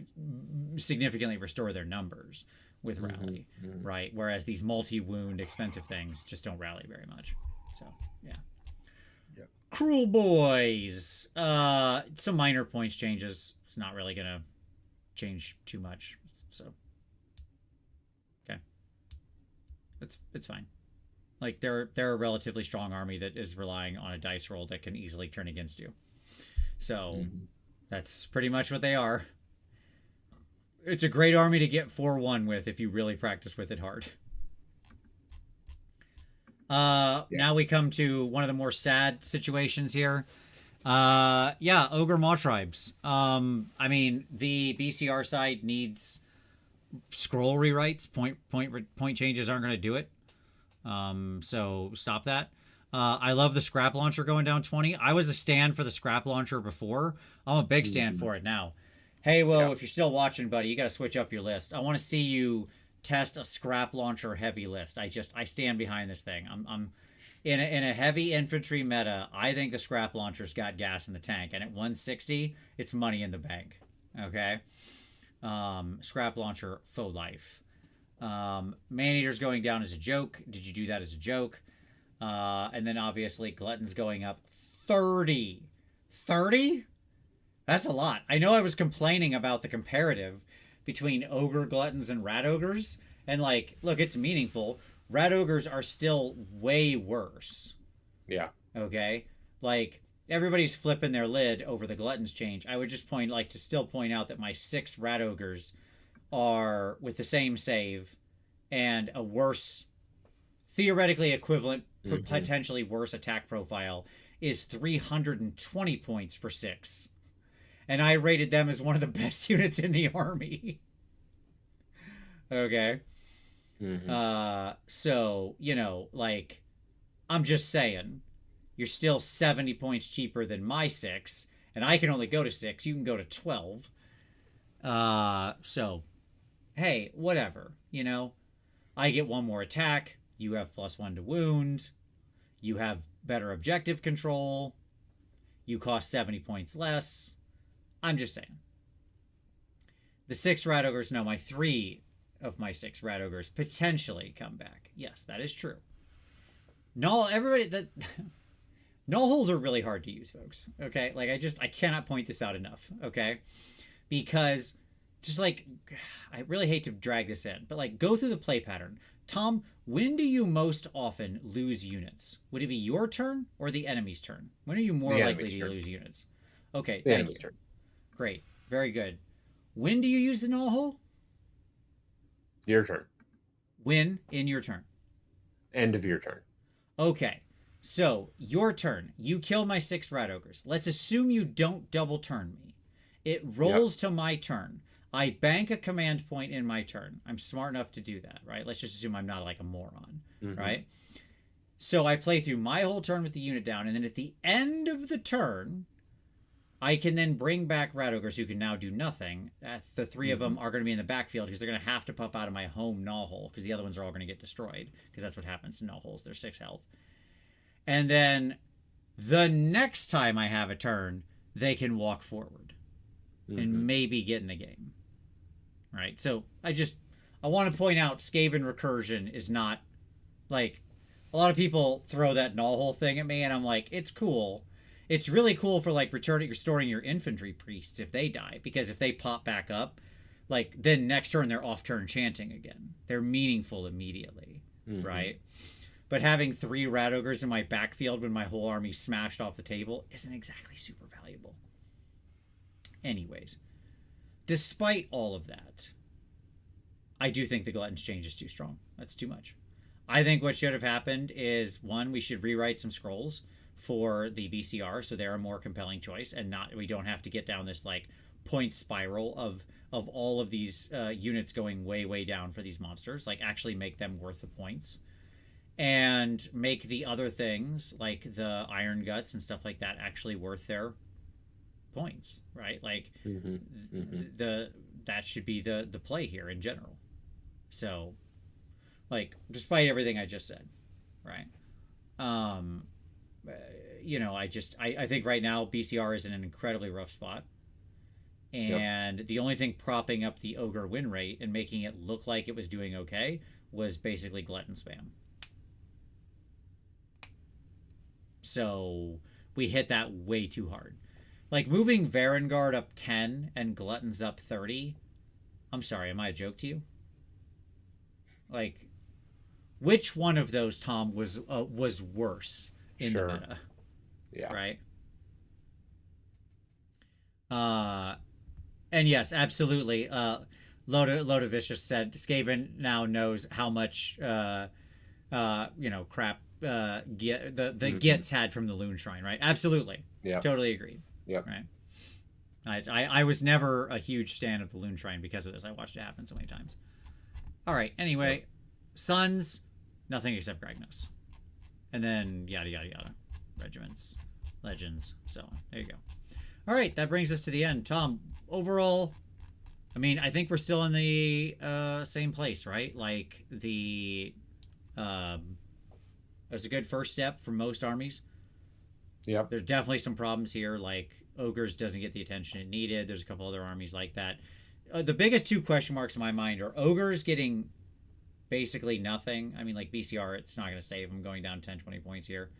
Yes, you can take like a ton of those things now. I guess maybe quantity will have its own quality. And then Disciples of Tzeentch getting ostensibly buffed, being one of the strongest armies in the game. So that was weird. But other than that, yeah. Anything else you want to leave with here? No, I mean, I think that, again, as far as adjustments go, it's a great start. If they do this 4 times a year, I would feel good about where we end up, annually. I think that's right. Good first step. That's why I wanted to harvest a bunch of feedback from everybody on Twitter. Thank you to everybody who responded. What do you think out there? Did we miss something? Did we have a wrong call? What did they miss? Tell me below in the comments what change you want to see that you didn't see. Like what else needs to be happening here? What do you want to see in round 2, which should hopefully, I would think, if we're on schedule, be coming at the end of the year. Evan said the game is balanced now. It's perfect. Yep, there you go. Perfectly balanced, as all things should be. Right there, we got them. So hopefully we'll see some more adjustments. We'll see how these stats prove out. Hey, thank you, Dadbod. Can we talk about the article saying to expect updates at the end of every month? Yes, we did mention that at the beginning, but we'll mention it again here.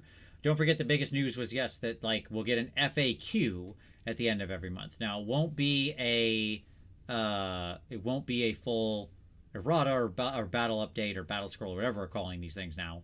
It won't be that. But it will be nice to have minor errata and fixes every month. I think that is a good thing. That's nice, especially if they flow through to the app to the same day as they are now. If you didn't already update your app, the app update is out there. You can go get the update. And this stuff has all flowed into the app, which I appreciate. That's good. No, you're good, Dadbot. I don't mind mentioning it again.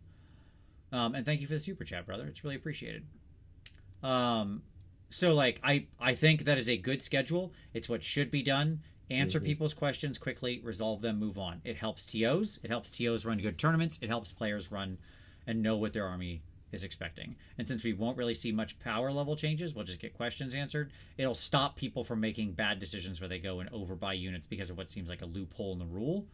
That has always been my issue. When there's an obvious rules loophole, people overspend on it, then it gets fixed, and then they feel bad. And like, yes, there's some people who knowingly exploit that. There's some people who just are doing that because they don't know better. They're not watching shows. They don't realize it. They just think they're playing it how it should be played, right? Those people get caught out unaware. All right, there we go, everybody. Hey, hit like, hit subscribe, do all those things that make all those dings. It's deeply appreciated. Don't forget down below you've got a whole bunch of links, affiliate links to buy all your hobby supplies. Maybe you're working on a new army. You can save some money and help the channel out, which is deeply appreciated. There's our Patreon down there. There's our merch store down there. There's Uncle Adam and I's games out there. Maybe you decided it's time to try some new skirmish games. Uncle Adam and I have all our new games down there. I actually was just away last week. I left right after the show. Spent the whole weekend writing, and I'm very excited about the next game. Not the next game. Well, the next game. You'll see. Anyways, thank you so much. Hit those buttons. Really appreciate it. Tom, thank you, brother. Appreciate it as always, man. Of course. And for all of you out there, thank you so much for watching. And as always, we'll see you next Wednesday.